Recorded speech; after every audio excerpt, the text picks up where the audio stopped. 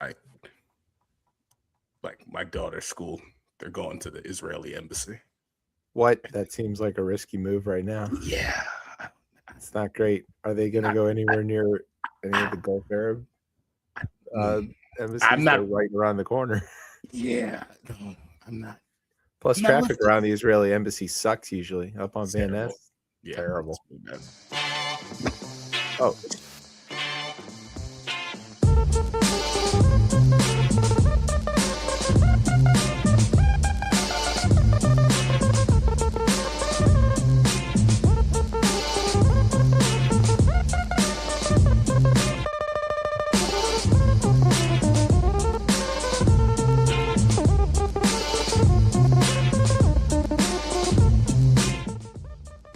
It is 9:30 on a Thursday night, and you're tuned in to Beltway Radio and Beyond, which can mean one and only thing.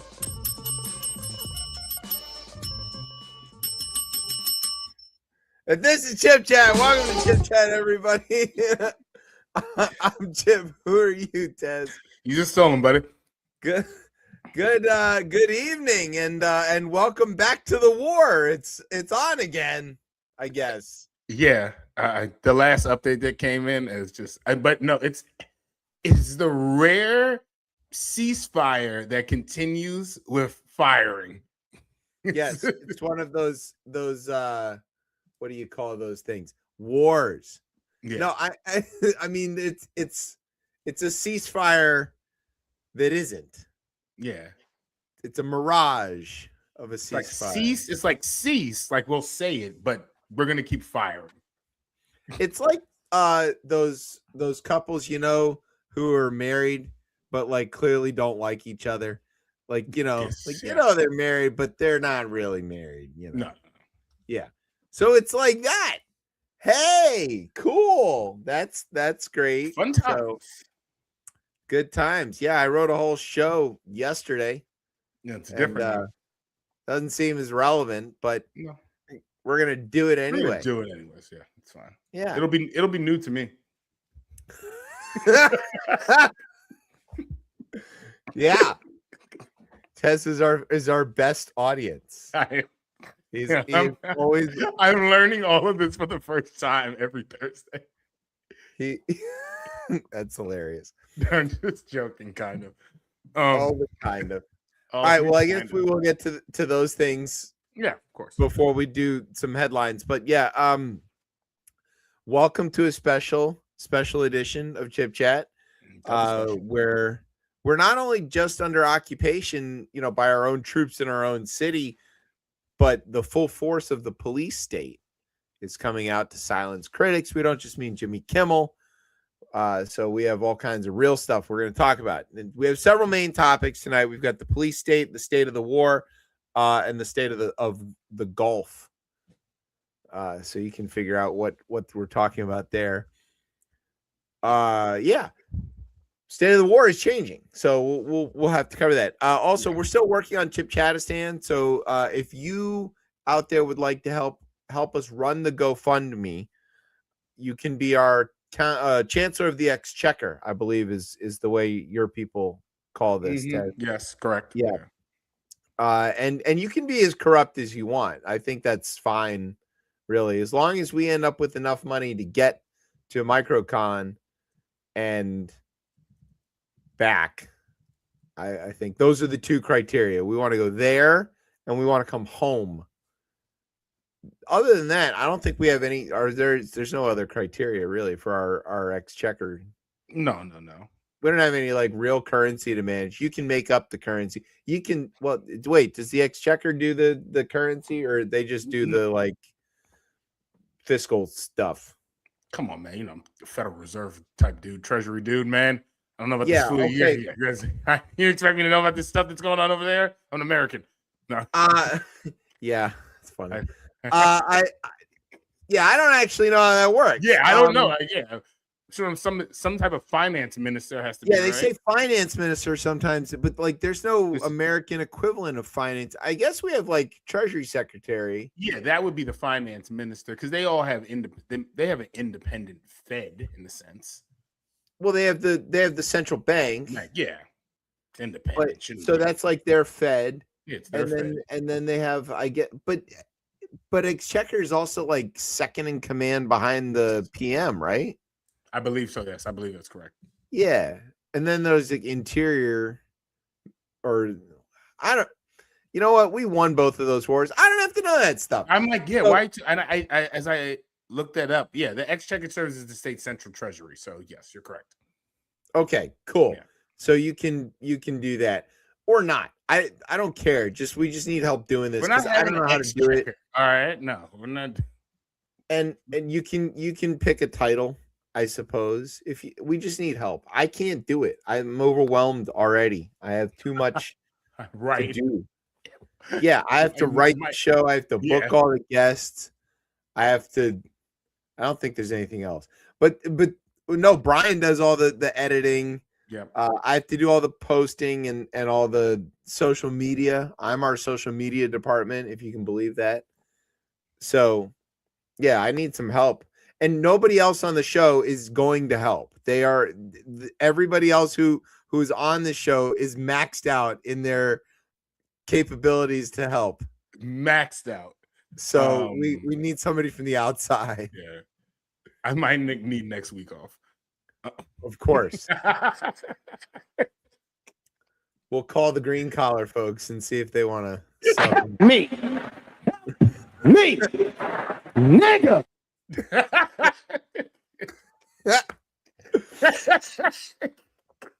Speaking of which, it's yeah. Okay. Yeah. Brian just he just told us. Yeah, way to go, Brian. And then they go. All right. So do you have yeah, we're gonna do headlines also. Do you have a word?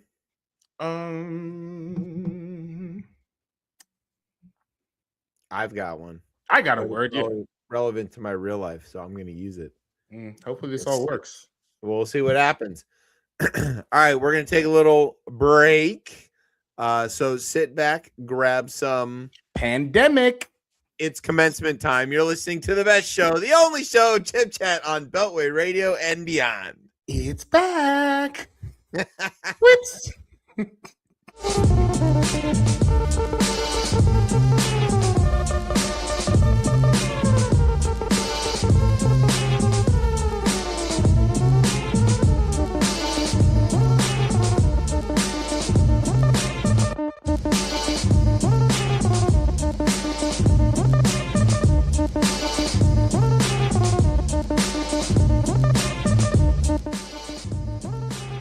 All right, welcome back to Chip Chat here on Beltway Radio and beyond. I'm your host, Chip. With me is Tez. What's popping, everybody? All right, so look, we're gonna do the headlines.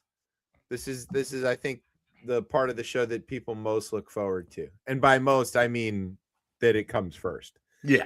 Yeah, I was gonna say it's in the beginning. It's in the beginning. So, and that's the part where people are still listening, and then they leave. I think. Maybe not. I don't know. Maybe it'll get so big that we can put it in the last 30 minutes. Right? Once it's so big, 30 minutes. And then we'll have, what is it? TSL, time spent listening. Yeah. All the things that if I could really sit down and put some time into this. If only you could put some effort into the show. But yeah, we could have 2 hours of people listening getting to the headlines instead of 2 hours after. Crazy to not have the headlines at the beginning, but it would be very funny. It would be very funny. Very funny. But before we do that, just to let everybody know, so we mentioned that the war's kicking back off. It appears that Iran has forgot the central tenet of don't touch their boats. I don't know how online everybody is, but there is this pretty decent joke meme about how America's military will tolerate a lot, but they won't tolerate anybody touching our boats. And by boats, they mean ships. And they're talking about, like Japan bombed Pearl Harbor and we went absolutely nuts and nuked them.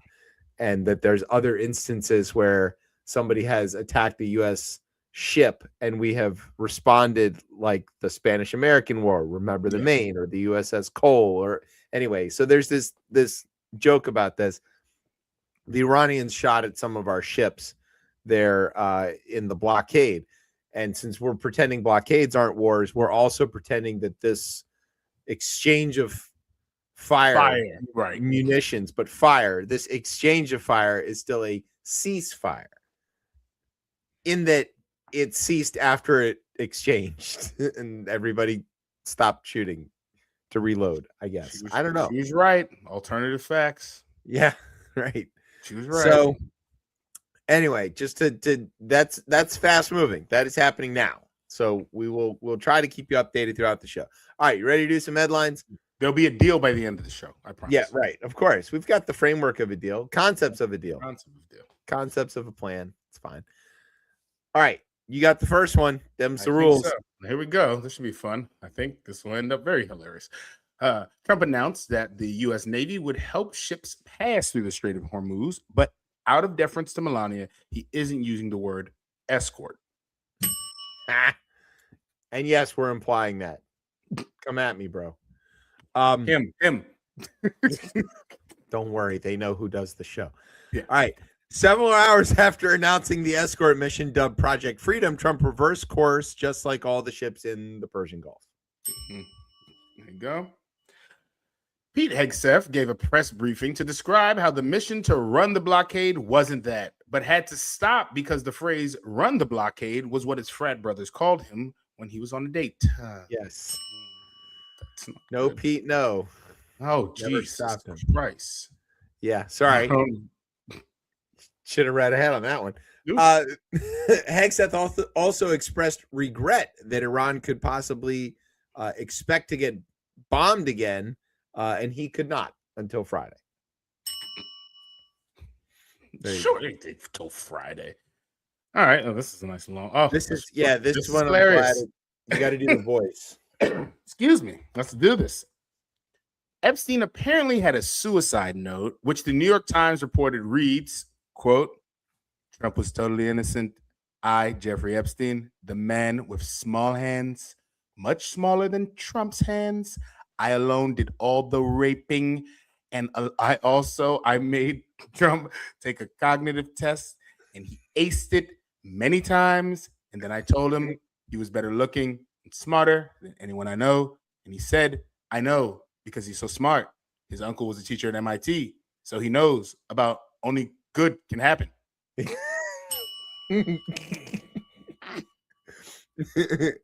can only good happen. Yeah, exactly. Get the duck.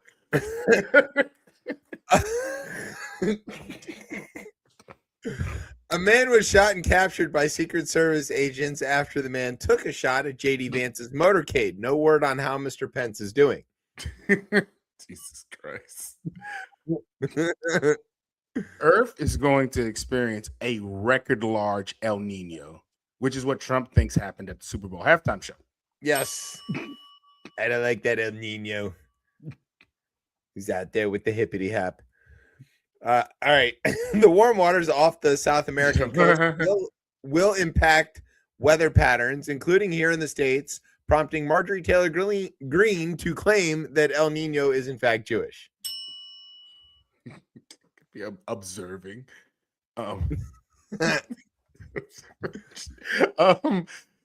Ted Turner died this week. And to honor him, the Braves have continued to beat the living daylights out of the rest of the NL East. Might still have the best record in major leagues, probably. I think they're still ahead by a game or two. At least, they're on fire. Ted Turner gave us CNN, TNT, and several other three-letter names for things that we hate, but that we have to watch. Yeah, Turner was known for his environmental activism and as the mouth of the South, a title now held for different reasons by Lindsey Graham.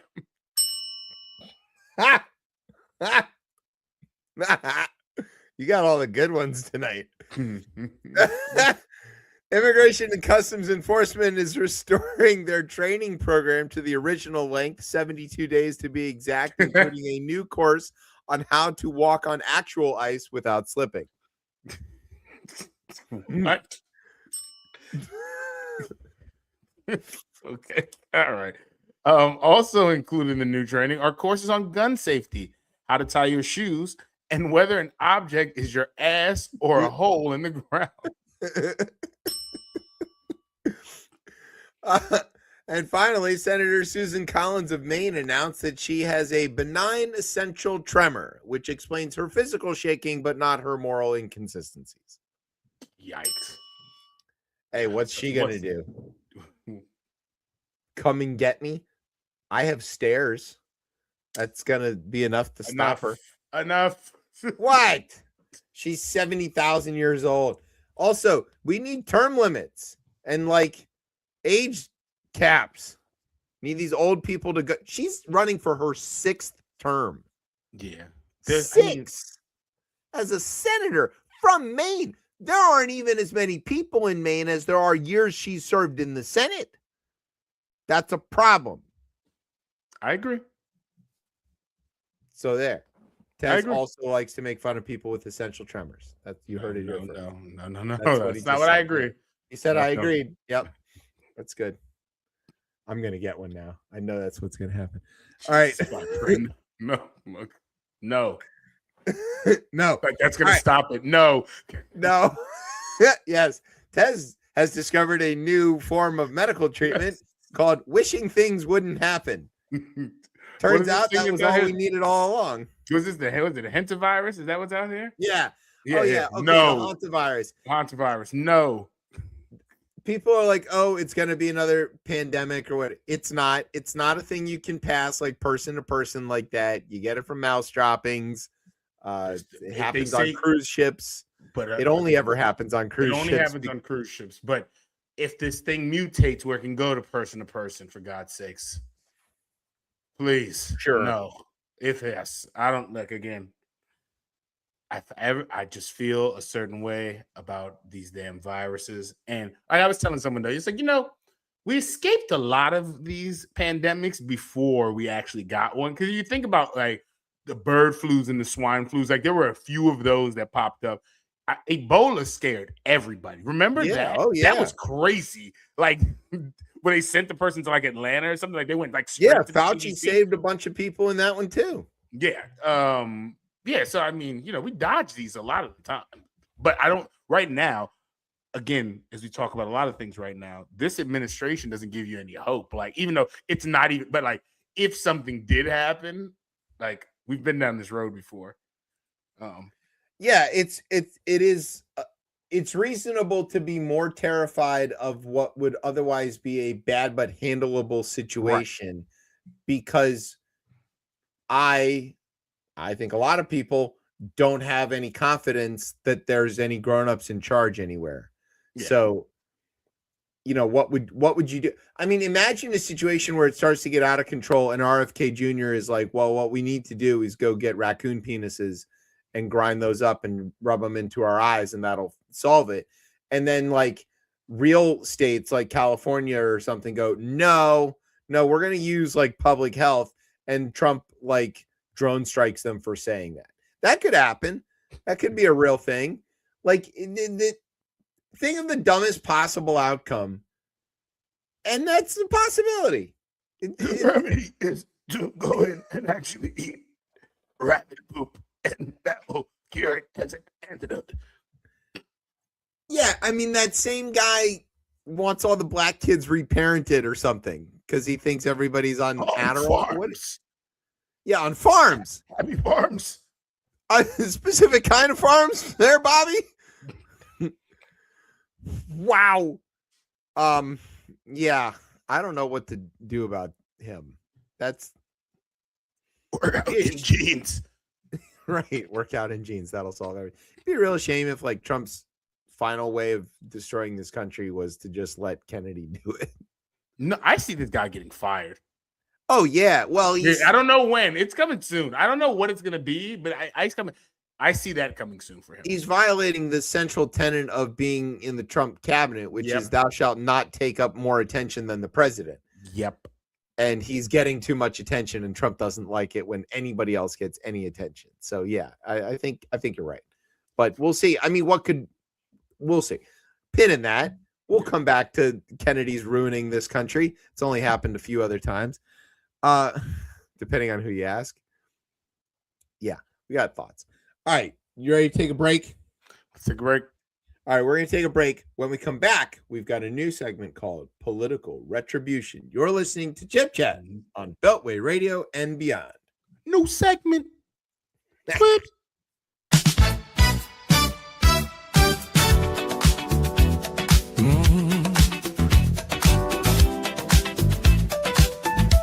Before you hit that door, baby,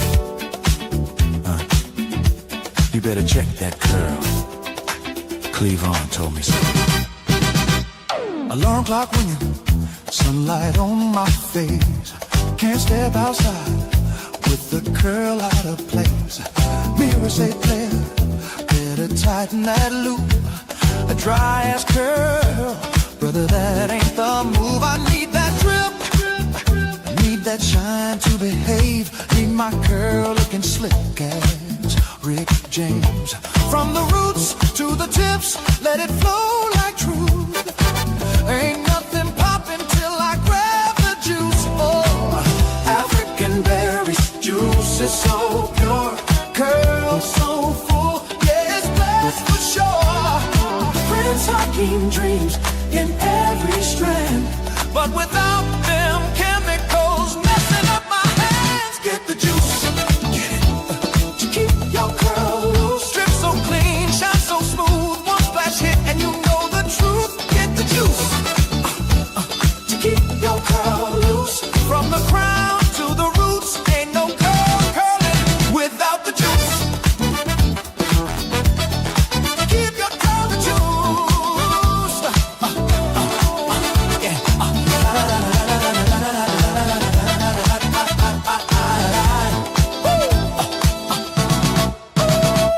Unfiltered water, straight from Lake Victoria. Tanzania minerals, bring the curl euphoria. Hit it once, 5 to 10 minutes strong. Then evaporation, say player, you've been warned. Summer heat, turn curls to an afro quick. So keep a bottle close, yeah, that's the trick. Reapply on the go, keep the motion improved. Stay glossy all day with the juice. No harsh chemicals, no itchy scalp, no greasy couch stains. Don't mess up my headrest, man. Just shine, luster, and drip, and drip, and drip. Oh, get the juice, get it, to keep your curl loose. Let it sway, let it shine, that curl pattern working overtime. Get the juice, to keep your curl loose. If your mirror smile back, yeah, you already know the truth. Keep it for the truth.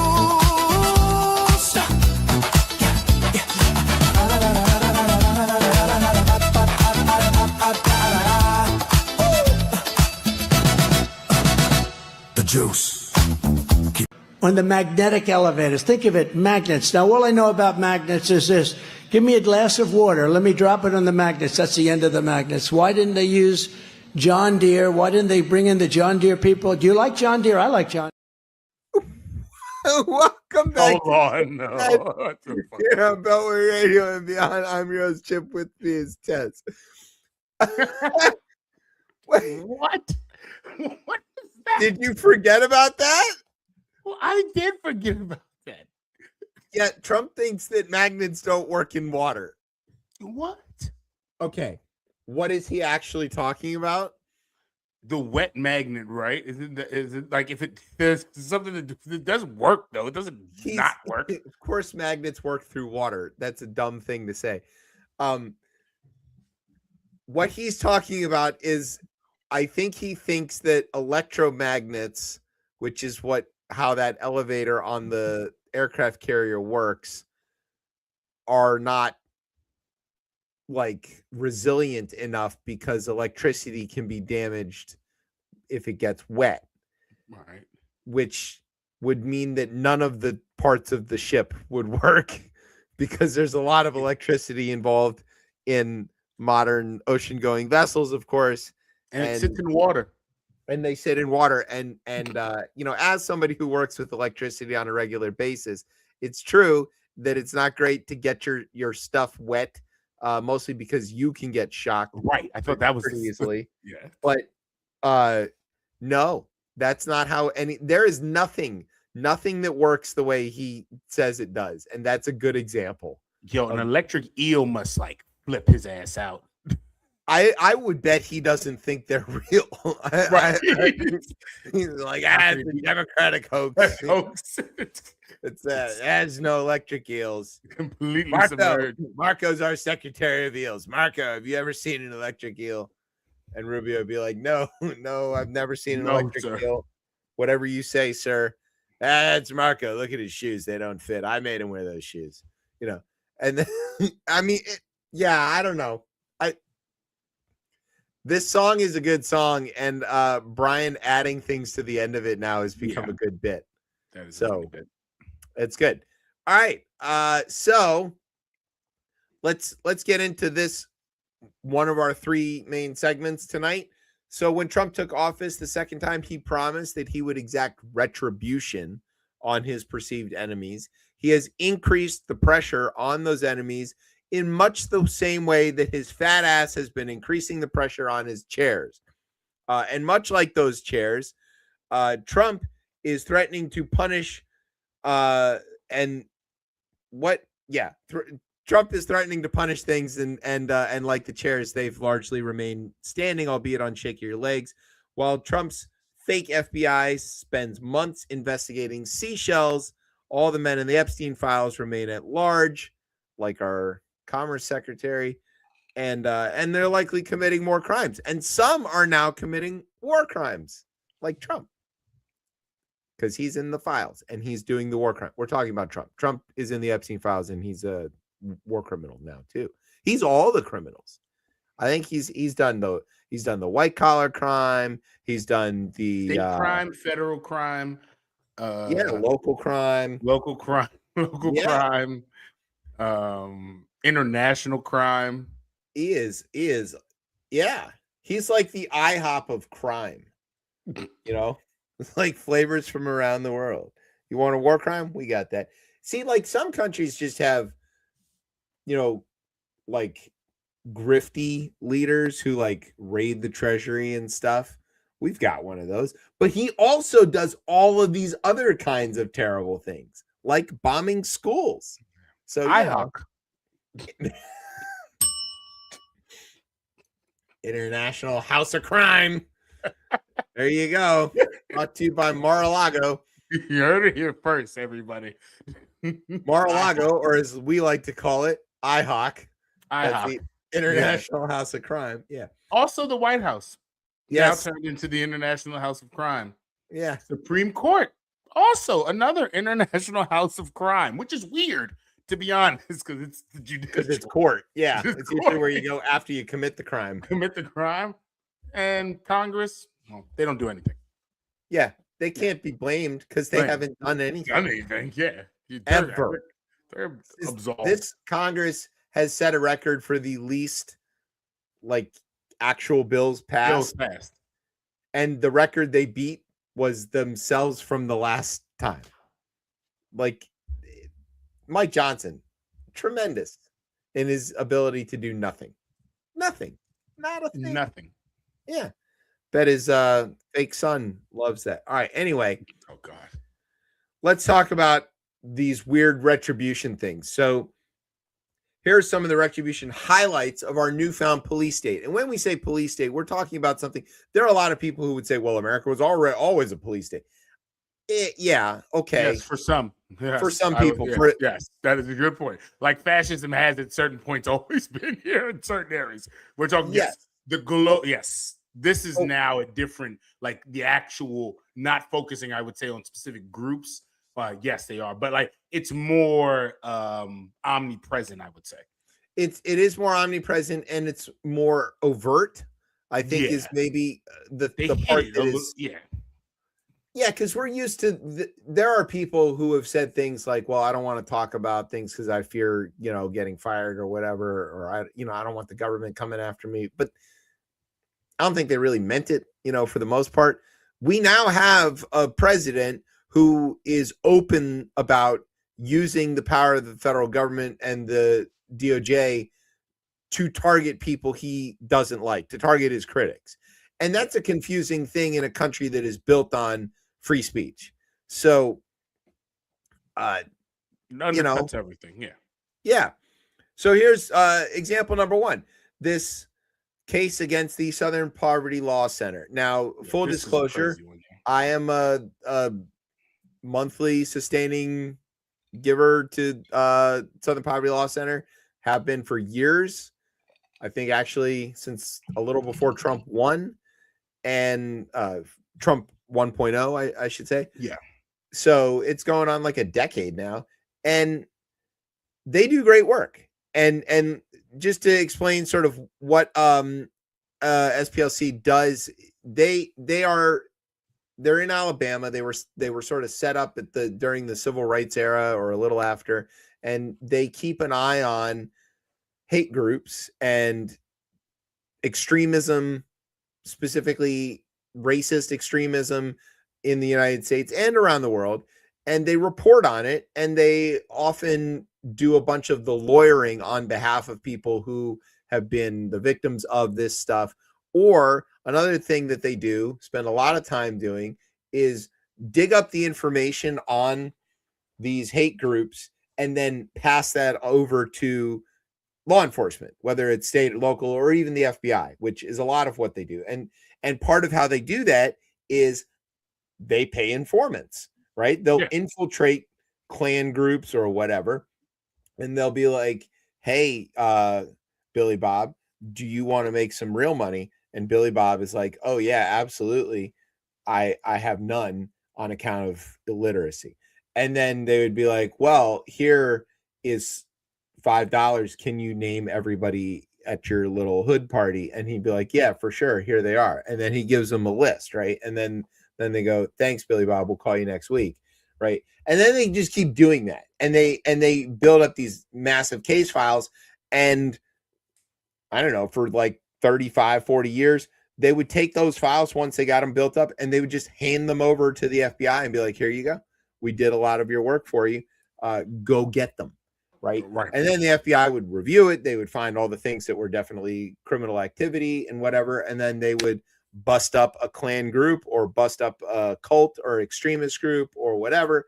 And then they would hold a press conference and take all the credit for it.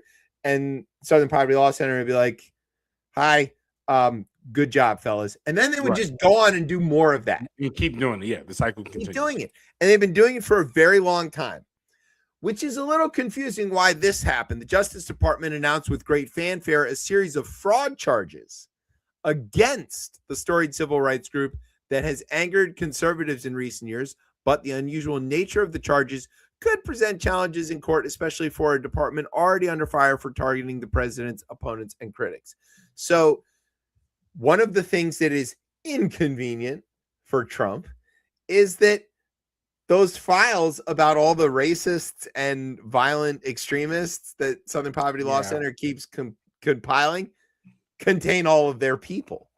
And for an administration that the first time around said all the Nazis in Charlottesville were very fine people, you could see why they don't like any of this. And so, including like Southern Poverty Law Center had named Turning Points as like a hate group and so, which they are. I don't think there's any reasonable disagreement. Have you ever heard anybody quibble with any of this stuff? I mean, yeah, I would say Turning Point folks would tell you that it's about opening up dialogue and things. And you know what? Here's the thing. I'll even go with you with that to say, yeah, it's that. And it's racist and misogynistic and homophobic, right? Like, yeah. So yeah, you might want to open up dialogue, but it doesn't change the other things. So what? Yeah, no one's arguing that. No. Yeah, and so Todd Blanche, who is the acting attorney general, and again, who you may remember as having lost the court case defending Trump in New York, where he was convicted of 34 criminal charges. Remember, he does all of the kinds of crime. It's IHOC. IHOC. Yeah. He announced the indictment April 21st at a news conference. And he said that the SPLC was not dismantling the extremist groups. Blanche said at a news conference. It was instead, this is really incredible, manufacturing the extremism it purports to oppose by paying sources to stoke racial hatred. So it's like a false flag, basically. yeah, kinda. In the Trumpista version of the world, the Klansmen aren't Klansmen. They're not. Right. They weren't gonna like already be in the Klan, and there were no Klan. They were group. provoked by agitators. Yeah. So like a bunch of otherwise decent and definitely not racist guys down in Alabama or wherever were hanging out, and then the Southern Poverty Law Center's dangerous blacks and Jews rolled up, waved some money at them, and told them, "Hey, wouldn't you guys like to go burn a cross?" And they were like, "But good sir, we have no idea what a cross burning would signify, and we certainly don't have any interest in doing that." And again, in Trump's version of this, the Southern Poverty Law Center guys were like, "Oh, well, it means that you hate black folks and you want to scare them into leaving town." And they're like, "But good sir, again, we don't hate the black folks." And the and then the lawyers would be like, "All right, well, here, if we give you $50, will you hate them?" And they were like, "Sure, for $50, we'll pretend to hate them." What And about then, saying the word? Are you gonna say the word? Yeah. Okay, here's 25 more. Will you say the word now? Yeah. The word now. No, hard R. All right, Hard 10 more. R. Here's hard R. Say the word, and then we're gonna write it all down and hand it to the FBI and tell them that you're the real extremist. Right. It's a crazy idea. Crazy. It's insane. And some of the laws that they're using to charge these crimes, first of all, have already passed the statute of limitations on the things that they're alleging, which is funny. But it also is like some of these are the anti-Klan laws, and that's very funny. It's not funny. Okay. No, every law that has been used to help black people, or really anybody going forward now at this point, anybody in this country, which are most laws that help black people, they help everybody else. That's what we're trying to tell everybody. But all of them now are being reversed, like, and used like it's insidious. That's the only word that can describe how they're taking laws that again were meant to help black folk and flipping it and saying, no, this is affecting white people. Yeah, the real racism is the anti-white racism. Right. Exactly. Yeah. If you can't, oh my God. Okay. It's insane. It's in like an type of Inception almost. Yeah. So one of our favorite names is back in this story, Natalie Baldessari. Bald ass Airy, I think is what we ended up calling her. She's back because she's a spokeswench for the DOJ. And so spokeswench Bald ass Airy said that the grand jury had indicted the Southern Poverty Law Center on 11 counts, and that they've only heard a portion of the evidence, and that the government remains confident in their case, that they've got more to show. But then if you go further into this, some of the folks who are like, hey, I don't think this is a great case, again, we're at a point where it looks like maybe the prosecution was very selective in what they told the grand jury and excluded exculpatory evidence. So that would be pretty open and shut. Because some of these grand juries haven't, like, usually you can get the grand jury to go, like, most times, but there have been a few cases where the grand jury's like, nah, like, nope. They're not doing nope, exactly, like, nope. Yeah, but this isn't one of them. This is the you can indict a ham sandwich sort of deal. Right. So we'll see how the ham sandwich does in court. I'm gonna bet, I'm just saying that, like, you've got the Trump DOJ lawyers, all of which are like stacks of failures on top of failures, that they make Rudy Giuliani look like alive, I guess, or healthy. But that versus like good lawyers who have won in court a lot of times. So we'll see. Stay tuned. This one's called Of Course They Did. So you may remember, I don't know, several months ago, that there was a shooting in Minnesota, in Minneapolis, where the ICE agents shot a guy who was outside protesting their arresting of abuelas and children. And they were like, hey, guy who's walking around here, come here. And then they grabbed him, jumped on him, and shot him in the back like a dozen times. And it was terrifying and scary, and it ultimately cost Greg Bovino his job and contributed heavily to Kristi Noem getting, what's the word they use for the horses? Put out to pasture. There you go. Where she and Corey Lewandowski can ride her husband's balloons. I don't know what's going on with I don't know, man. That's the whole thing, right? Are we worried about her? Like for her own sanity or safety, or do we not care because she's not really a good human? No, I think she'll be fine. She'll be fine. Good answer. So, okay. So that happened, right? And the guy who got shot, his name was Alex Preddy. And as it turns out, he was a nurse in the Veterans Affairs, in the VA, and pretty well regarded one, I should say. Yeah. And so a lot of people who might not have had any interest in any of what Alex was protesting or the immigration stuff or ICE or anything like that, right, were justifiably unnerved, sad, shaken, whatever you want to call it. Like you killed him? Like it's one of those like, yeah, what? yeah. It's like, you okay. Now, what people might not know if you haven't experienced it is that the VA is a massive organization. Yeah. Huge. And the Trump administration is they fired like 30,000 people from the VA. That's just from the VA. And it's like a tenth of their workforce. I don't know. They're just an absolutely giant agency. Next to DOD, I think they're the second largest agency Has to be, yeah. in the government. And again, rough reports on here, somewhere like 40,000 at one point in 2025. Yeah, so there's a lot of people who work there, and their primary job is to care for veterans. And one of the ways that they do that is with the VA hospital system, which there's mixed opinions about, but generally speaking, does a pretty good job of taking care of veterans in various ways. And part of that is due in no small part to the staff there, to the nurses and doctors and practitioners who work. To be clear, to your point earlier, they lost up to 40,000 people. There you go. Yeah, I think they had almost like 500,000 people who worked there. Yeah.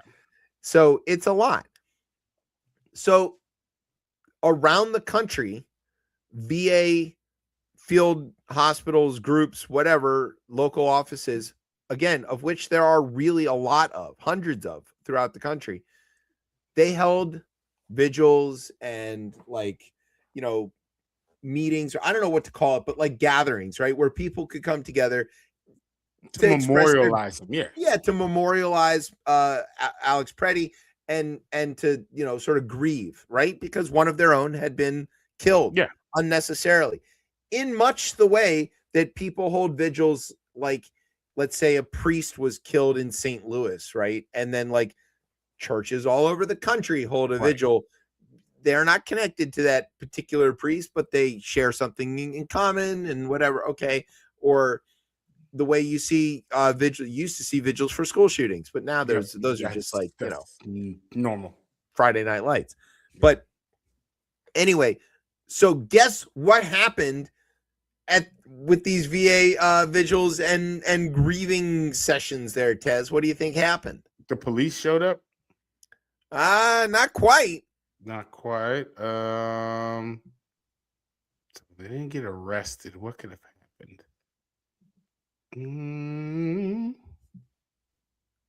Did they get? Hold on. I'm not sure. What? They don't tell me they got sued by any chance? Or they get? No, they got collected up on a list and investigated by the VA and DOJ. So basically, what happened was this person, Becky Halioa, I guess. Becky. Yeah. Becky learned that she was under investigation by the same government that had shot Alex Preddy. Her supervisor informed her that an internal probe had been launched into whether she violated agency rules regarding employee interviews with the news media probe that could result in disciplinary action. Becky was not alone. Several sources familiar with the matter told CNN at least 3 other VA employees have been investigated for their interactions with the press, including at least one other related to Alex Preddy, according to one of the sources. As part of their investigation, Becky said investigators emailed her photos of herself at the vigil from the news, which also That's included not how a that brief works. interaction with the local newspaper. So basically what happened was the vigils took place. The government counted everybody that was there, whether they saw them on local TV or they figured it out through social media or anything else, put them all on a list, and then initiated a retaliatory investigation looking for criminal charges against these people who were doing something that is constitutionally protected. Then when we say this is a police state, that's what we're talking about. Right. Where what Becky and her friends were doing is not only perfectly legal, but expressly protected by the U.S. Constitution. And the Trump... Some might say encouraged by the U.S. Constitution. Yeah. It is one of the things that the colonists fought the war for, the right to peaceably assemble and seek petition the government for a redress of their grievances. That was the whole point. Hey, we've got grievances. And the king was like, fuck your grievances. And we were like, no, we're not even like burning stuff. We just want to like talk about this. And the king was like, no, fuck you. And you're talking about it. And then we're like, all right, well, I guess we are going to burn stuff. Yeah. Yeah. That's it. Tea party. Okay. Like that's what they were doing. And this is the retaliation. When we say we're in a police state, what you're seeing here, and this is just one story. This is just the second of our 4 stories that we have on this. This is the federal government using its investigation and prosecution capabilities to attack their critics who have not actually done anything illegal and have done things that are expressly protected. They are expressly protected for a reason. What used to happen, right? Why do we have this First Amendment? Is because when people would say, hey, man, I'd like to fix this, the response from the government would be, okay, I'm going to throw you in jail for saying anything. And in this case, we were like, no, that shouldn't be it. People should be allowed to say things no matter what, as long as they're not harming anybody. These people were definitely not harming anybody. They were hanging out, talking to the local news. And instead, now they're being investigated and prosecuted. VA Press Secretary Quinn Slavin said he could not, it's also a great name, Quinn Slavin, said he could not comment on Becky's case, citing privacy concerns. Oh, now we care about privacy. Interesting. Here's the quote. Ready? Privacy laws prevent VA from publicly discussing specific details about its employees without their written consent, he said in a written statement. He did not address more general questions about the VA's media relations policy and how often it conducts these type of investigations. Federal agencies typically have rules that limit employees from talking about their government role or department in media interviews while allowing them to speak in a personal capacity. In some cases, Trump administration officials have taken a hard line against federal employees talking with reporters at all in what they call leaks. If the reporter goes, why are you here tonight? And Becky goes, well, it's because, one of my coworkers was shot and killed, and I feel sad about that. That's not a leak. That's the thing we all saw live on television. There's no leak there. She didn't be like, yeah, I'm here because the password to our file room is 12345, and I think that should be changed to something a lot more secure or something like it. No, that's prosecutable. That's definitely not a thing you should do. No, that's not good. So You know, when you hear like reporters go to some place and they go, yeah, we're only using their first initial because they fear retaliation by the government. And you're like, wow, that must be a pretty scary place where you have to like hide who you are just to say anything. Right. You live there now. That's your home. Yeah. Yeah. No First Amendment, I guess. Let's focus a little more locally, shall we? Okay. Let's go. So I live in the Commonwealth, as you know, Yeah. and we've done some things here in the Commonwealth recently. One of which was like reject this dumb idea to move the caps to Alexandria. That was not going to go very well. Spearheaded by former Governor Glenn Youngkin, who is a big Trump fan, supporter, friend, I guess. Yeah. Although he claimed that he was not, but he definitely was. And then, like, you know, there was this redistricting thing that just passed.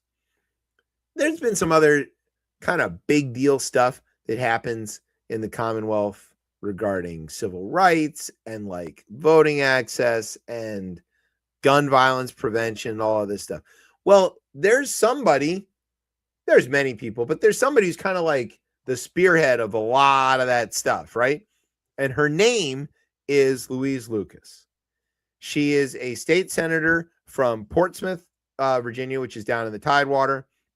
She is the Senate pro tem, actually, of the Virginia State Senate. And she is a firecracker of a lady. Let me tell you, she does not hold her tongue on anything, especially on Twitter, where she will routinely drag and outright challenge Trumpistas for all kinds of stuff.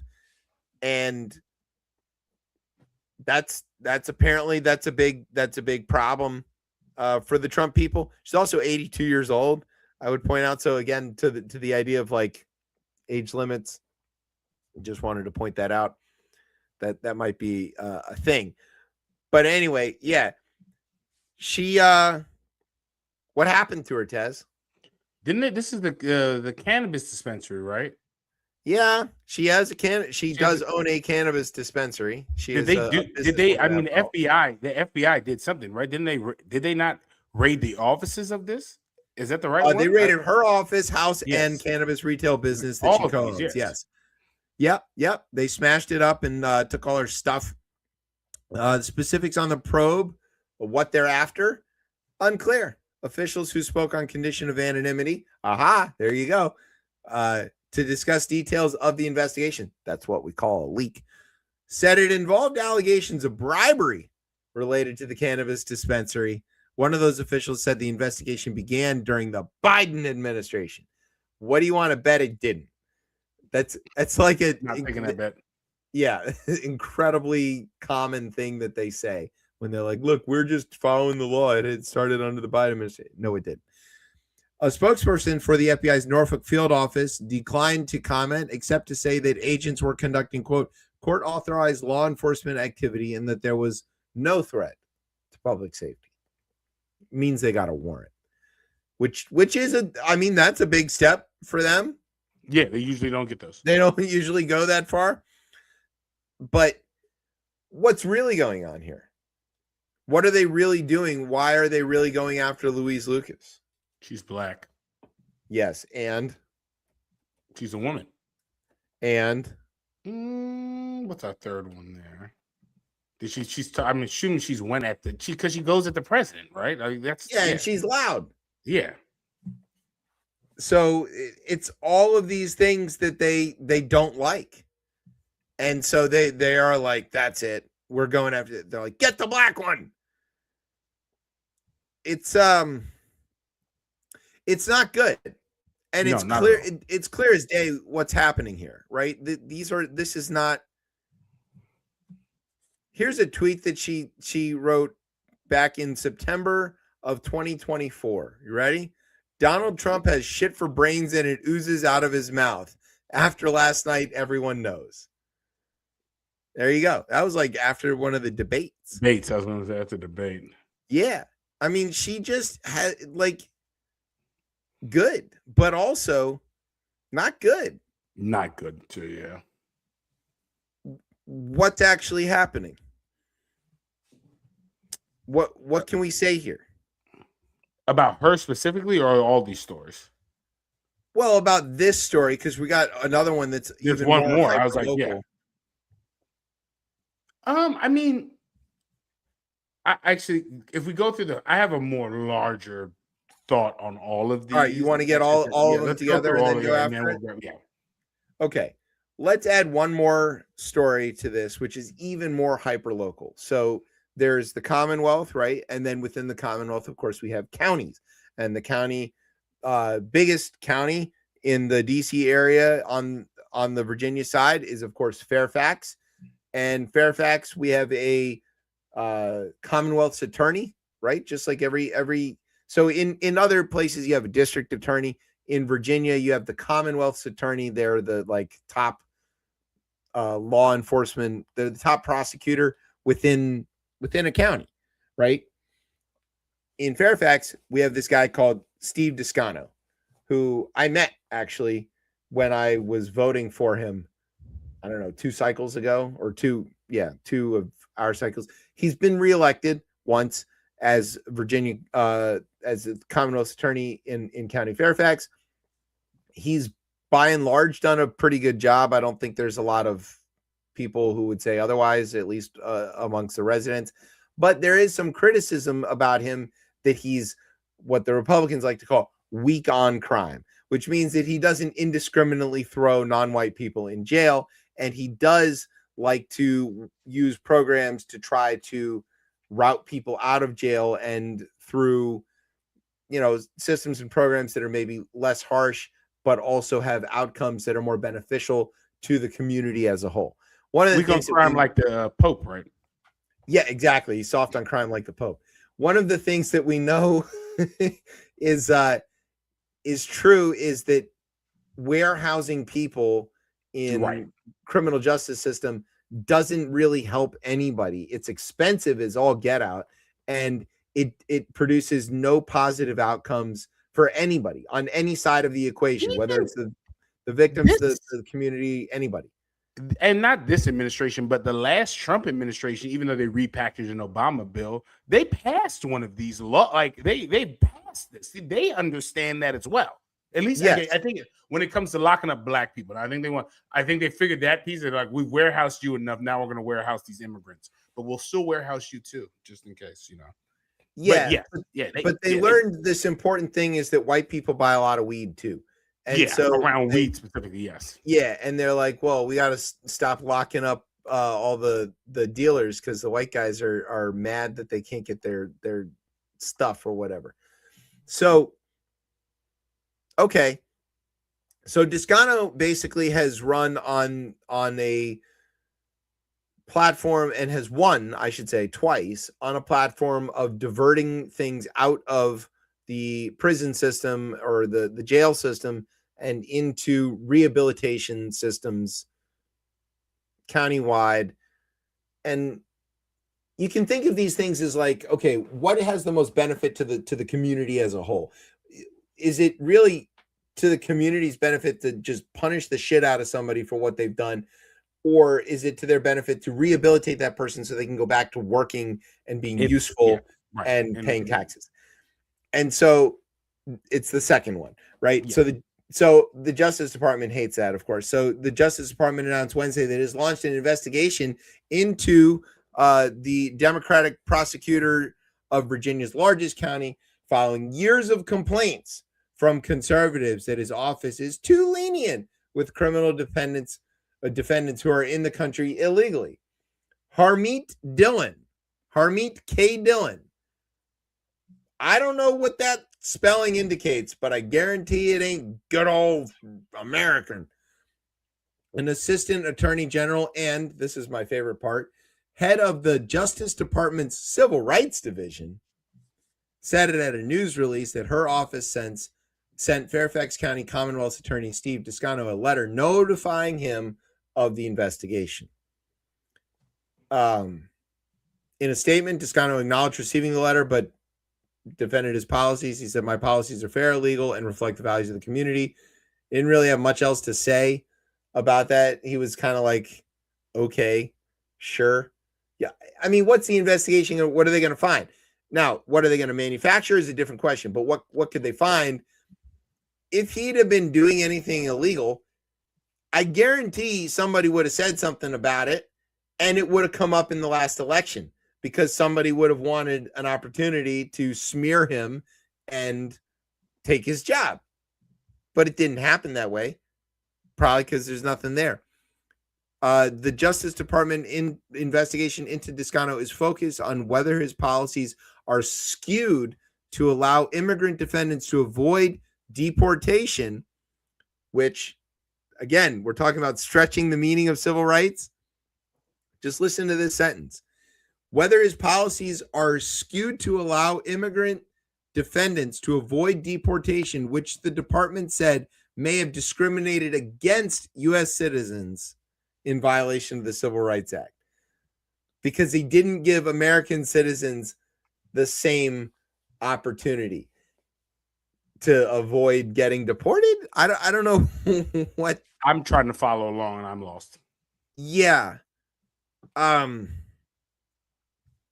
really don't understand. I mean, this is that thing where they're turning civil rights inside out, right? That, like, Yeah, that's what. Yeah, because he didn't have the Mexican shoplifter deported, that's unfair to the white shoplifter who got also convicted of the same thing. I don't know.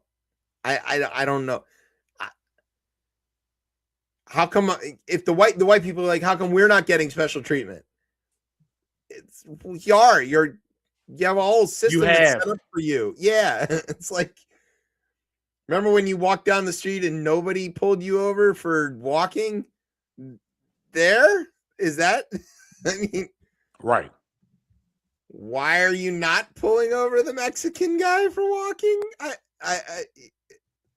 I'm struggling to find a civil rights aspect here. I'm struggling to see where this case gets made. But yeah, so those are just 4 examples in the recent, like in this week, of the government using its prosecution and investigation powers to target and attempt to silence, either through intimidation or outright throwing in jail, its opponents.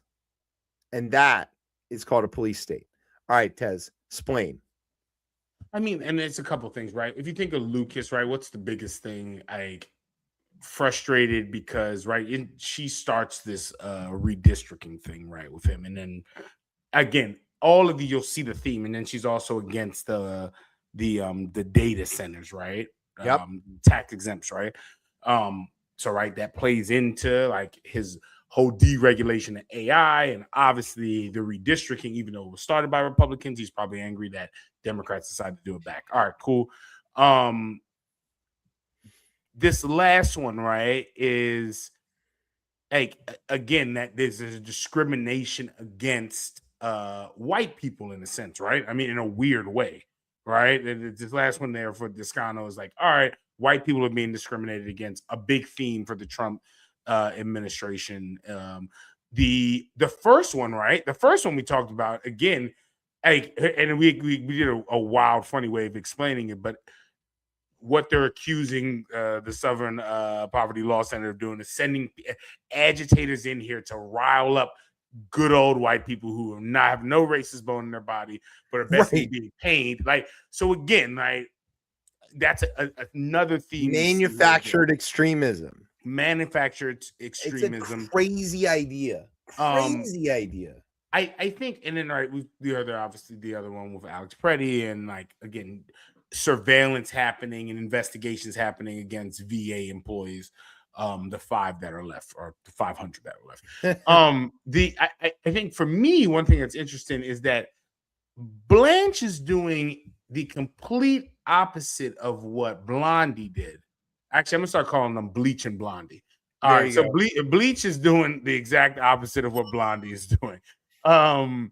Bleach is out here doing the exact thing Trump had asked for, right? Going in and actually starting to file these cases. I think what's unique though here, and I mean the Comey one is the big one, right? Oh yeah. The Comey's the big one, but I think he's trying to put enough of these out here early so that, because I don't see this to continue, because all of these are going to fail in court. They're all going to fail. They're all going to fail in court, but I think it's enough to run up like now and to keep the ire of Trump off of him. Because I think that was his frustration with Blondie, was that she wasn't actually filing these. I mean, maybe she did two. Maybe I'm thinking of the ones that she pushed through. She did the ones that they for Comey and Tish James and okay, and then and Lisa Cook. Okay, yeah. Again, all of the ones that failed. But this does seem that like Todd Bleach is on, like, I need to put as many of these out here fast so that the president feels like I'm actually doing his bidding. You don't think he actually cares? He's just trying to get the job. Yeah, push a couple of these out there. Yeah, I mean, I just don't know how he gets the job, because how does he get confirmed? You think he gets confirmed? Yeah, I mean, they already don't seem to care about that. They'll just use these acting or interim roles, right, and then challenge anybody to go to court to take them out. But I think you're right in terms of what he's doing for his own personal. I think there's also a bit of a flood the zone aspect to this too. Yeah. That if they can file enough of these cases, even if they all get beat, every single one of them, the memory of Americans is pretty lousy when it comes to this kind of stuff, and they'll be able to just say, look at all these people, who have been charged with all this. There'll be some government dashboard that people can go to or something. Yeah. Look at all these people.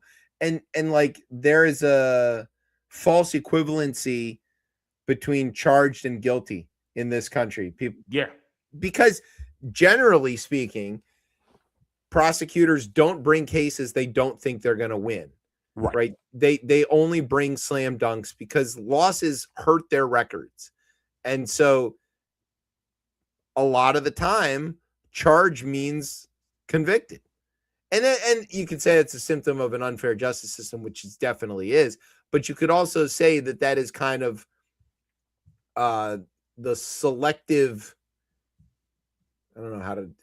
All right, when you go to the beach and you see the claw game, right, at all the arcades on the boardwalk, right? Those things you're not going to win. You're almost never going to win. The only time to play is when you can see that you're gonna win. And so if you're somebody like me and I only play when I can see an easy solution where I'm gonna win, you'll look like oh man, that guy's really good at the claw game. I'm not really good at the claw game. I just know when to not play. Prosecutors are like that. They're not necessarily great at nailing cases. They just know which ones not to take. These are all examples of cases that they should not take because they are not likely to win. So why are they doing this? It's not, I mean, I don't think it's about winning. I think it's enough about bringing the case, at least for Donald Trump. I think also because they don't care that they don't see a career after this, right? They're going to move from being prosecutors to doing something else that's more political hack than actual prosecution. They're not going to run for Fox office. News contributor. Yeah, exactly. So it doesn't matter that they get their bar card burned or whatever, because they're just not going to use it again. I think. I don't know. Crazy. It just doesn't seem like a winning strategy. But it does seem like what we're talking about, this is an intimidation campaign. Yeah. This is to try to get people like us to think, oh, well, they raided Louise Lucas's house. They're probably going to raid mine if I say all these things. So to be clear, Donald Trump is a criminal. He has been to Epstein's Island however many times. He's flown on the airplane. What he's doing over there is, anybody's guess. Kash Patel is a drunk idiot who hands out bourbon instead of business cards, which I'm pissed off that we didn't get any of. And come at me, bro.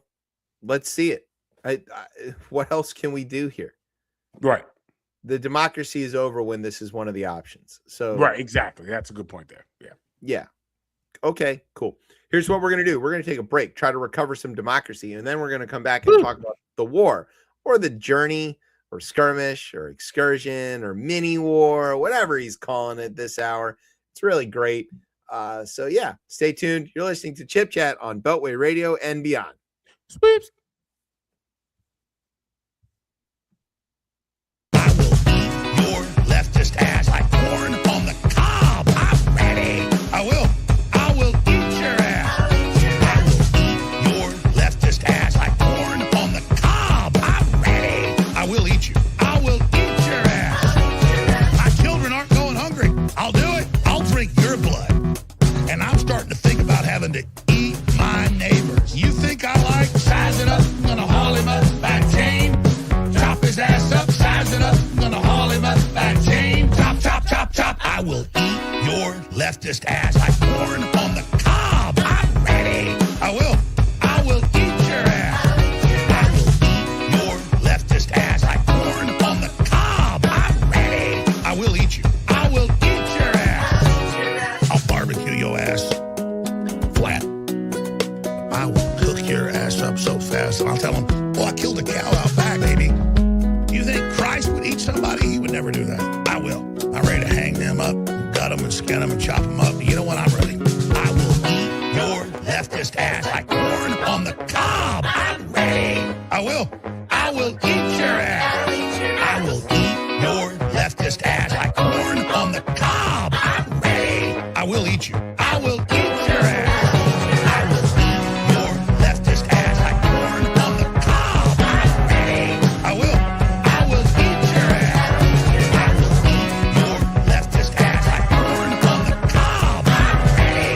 I will eat you. I will eat your ass. That's why I want the globalists to know. I will eat your ass first. I swear to God, if it's the last thing I do, I'm going to get my hands around your throat. I don't like them putting chemicals in the water that turn the friggin' frogs gay. Do you understand that? Turn the friggin' frogs gay. Serious crap. Gay. Frogs, friggin' frogs. It's not funny. I'm going to say it real slow for you. Gay. Frogs.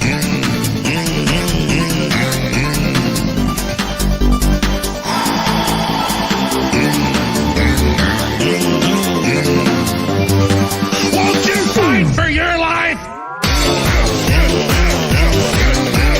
Gay. Frogs, friggin' frogs. I don't like the frogs. Gay. Friggin' frogs. Frogs. Friggin' frog crap. Won't you fight the frogs? It's not funny. I'm going to say it real slow for you.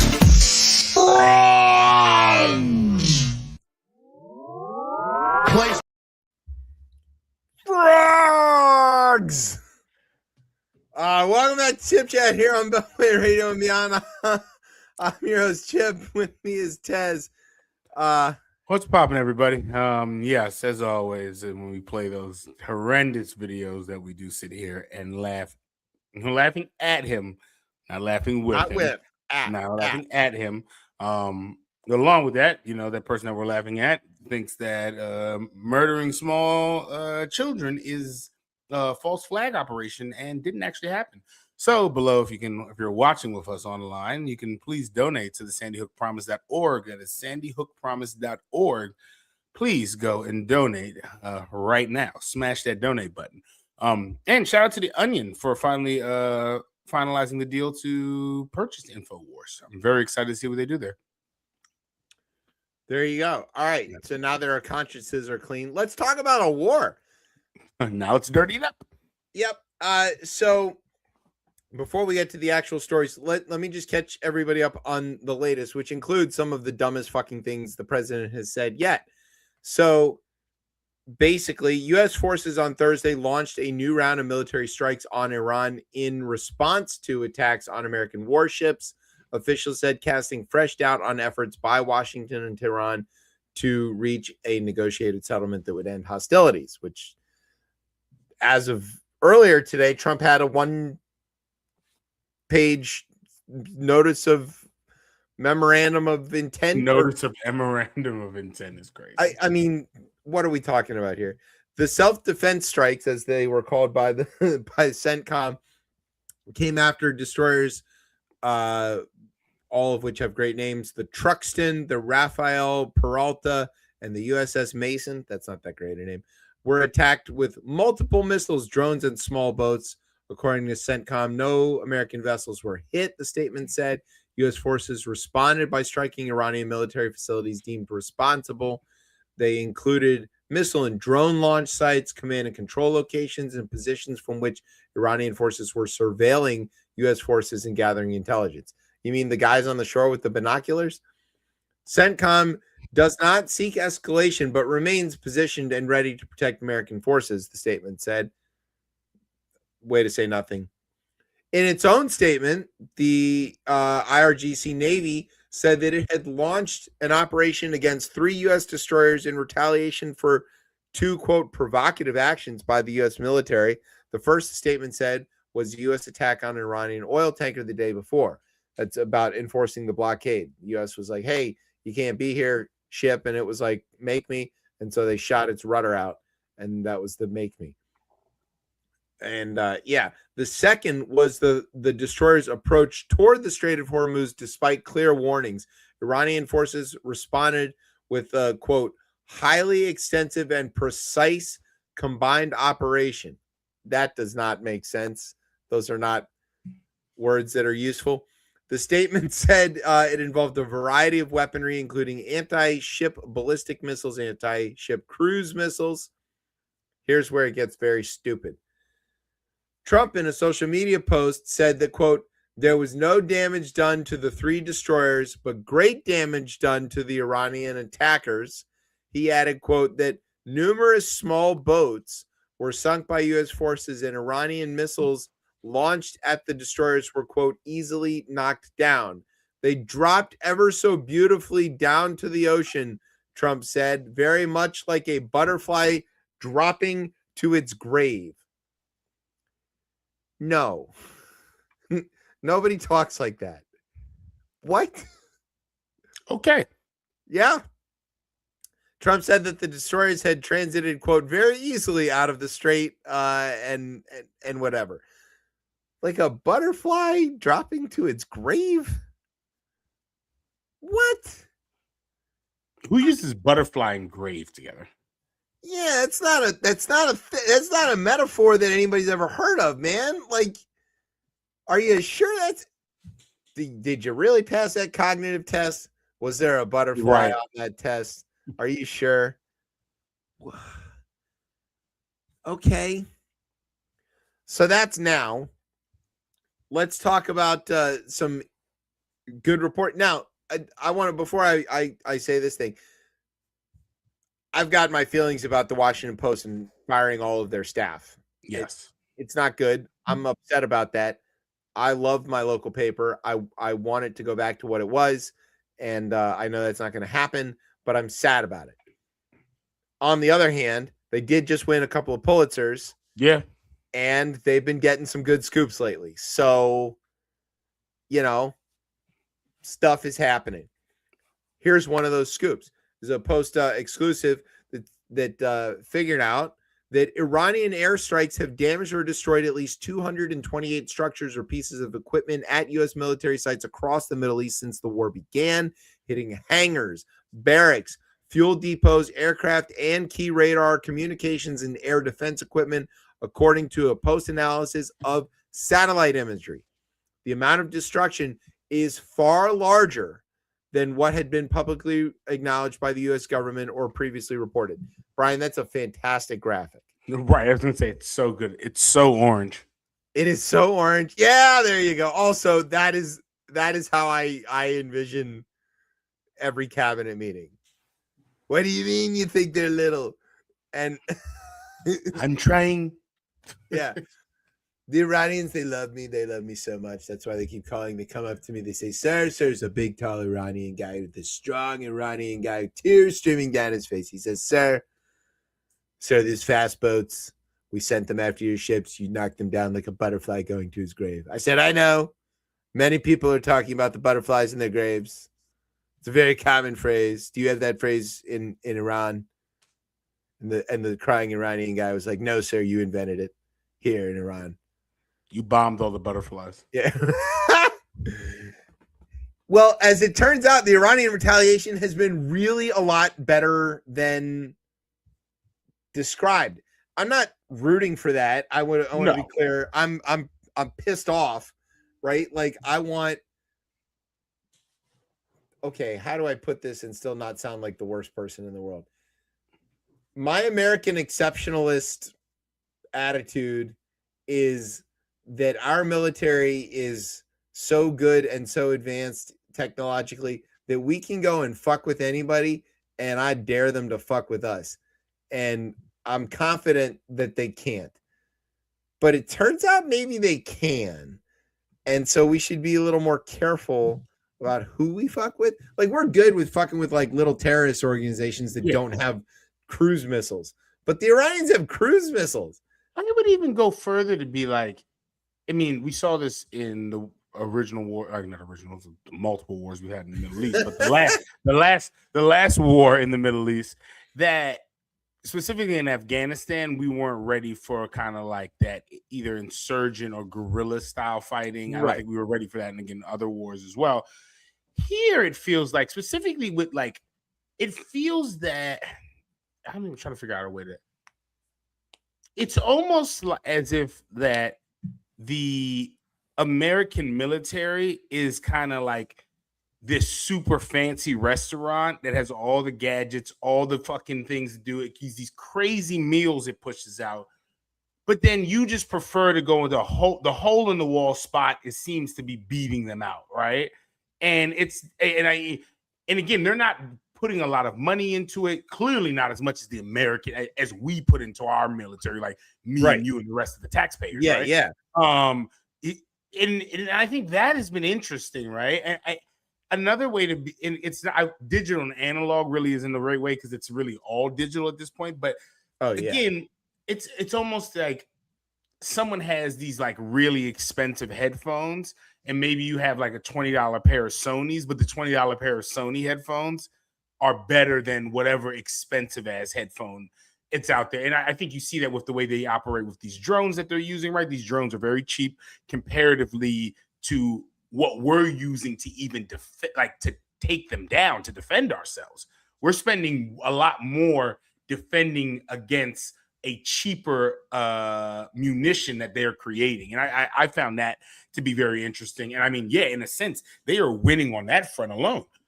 Yeah, and it's maybe to complete your metaphor, if you've been on the road and you see like a car goes whizzing by, right? And it's like a Corvette, and then it's, it's like, okay, well, that's a big, expensive, Right. And then right behind it is a Corolla, like keeping up with it and chasing it down I-95. You're like, what the hell? How is that happening?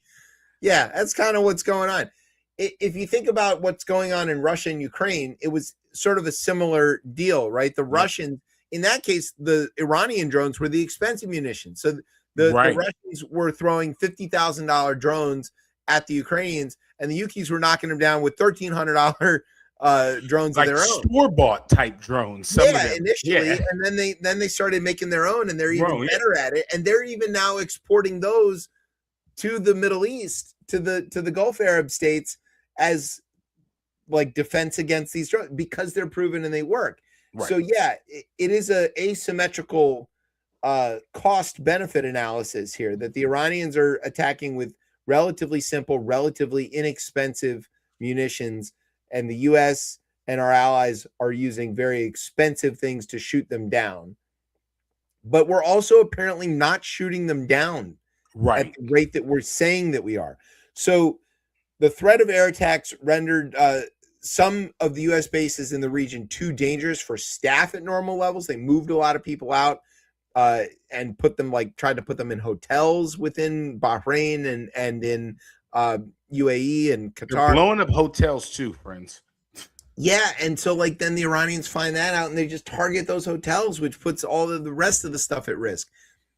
The other big problem is that there's an information gap going on. So satellite imagery of the Middle East is unusually difficult to acquire at present two of the largest commercial providers, Vantor and Planet, have complied with requests from the U.S. government, who is also their largest customer, to limit, delay, or indefinitely withhold the publication of imagery of the region while the war, not a war, is ongoing, making it difficult or impossible to assess Iran's counterstrikes and indeed their claims, right? The Iranians are like, oh no, we definitely hit this stuff. Those restrictions began less than 2 weeks into the war, but Iranian state-affiliated news agencies have from the start regularly published high-resolution satellite imagery on their social media accounts that claim to document the damage of the U.S. sites. How they're getting it is anybody's guess. And so you could... Russia. Yeah, right. You could be... It's definitely Russia. You could... Or China. You could write that off and be like, oh, well, the Iranians said this. Well, who trusts them? And we've said from the beginning that, like, there's no trustworthy source in this war. The Israelis could say something, nobody trusts that. The Trump administration says it, definitely nobody trusts that. The Iranians say something, nobody trusts the fucking Iranians either. But for this examination that the Post did, one of the first comprehensive public accounts of the damage of the U.S. facilities in the region, the Post reviewed more than 100 high-res Iranian-released satellite images. The Post verified the authenticity of 109 of those images by comparing them to lower-res imagery from the European satellite system, which is called Copernicus, which is, I think, brilliant. Good name. Yep. As well as high-resolution images from Planet when they could get them. And the Post excluded 19 Iranian images from the damage analysis because comparisons to the Copernicus imagery were conclusive. They were inconclusive. Okay. No Iranian imagery was found to have been manipulated.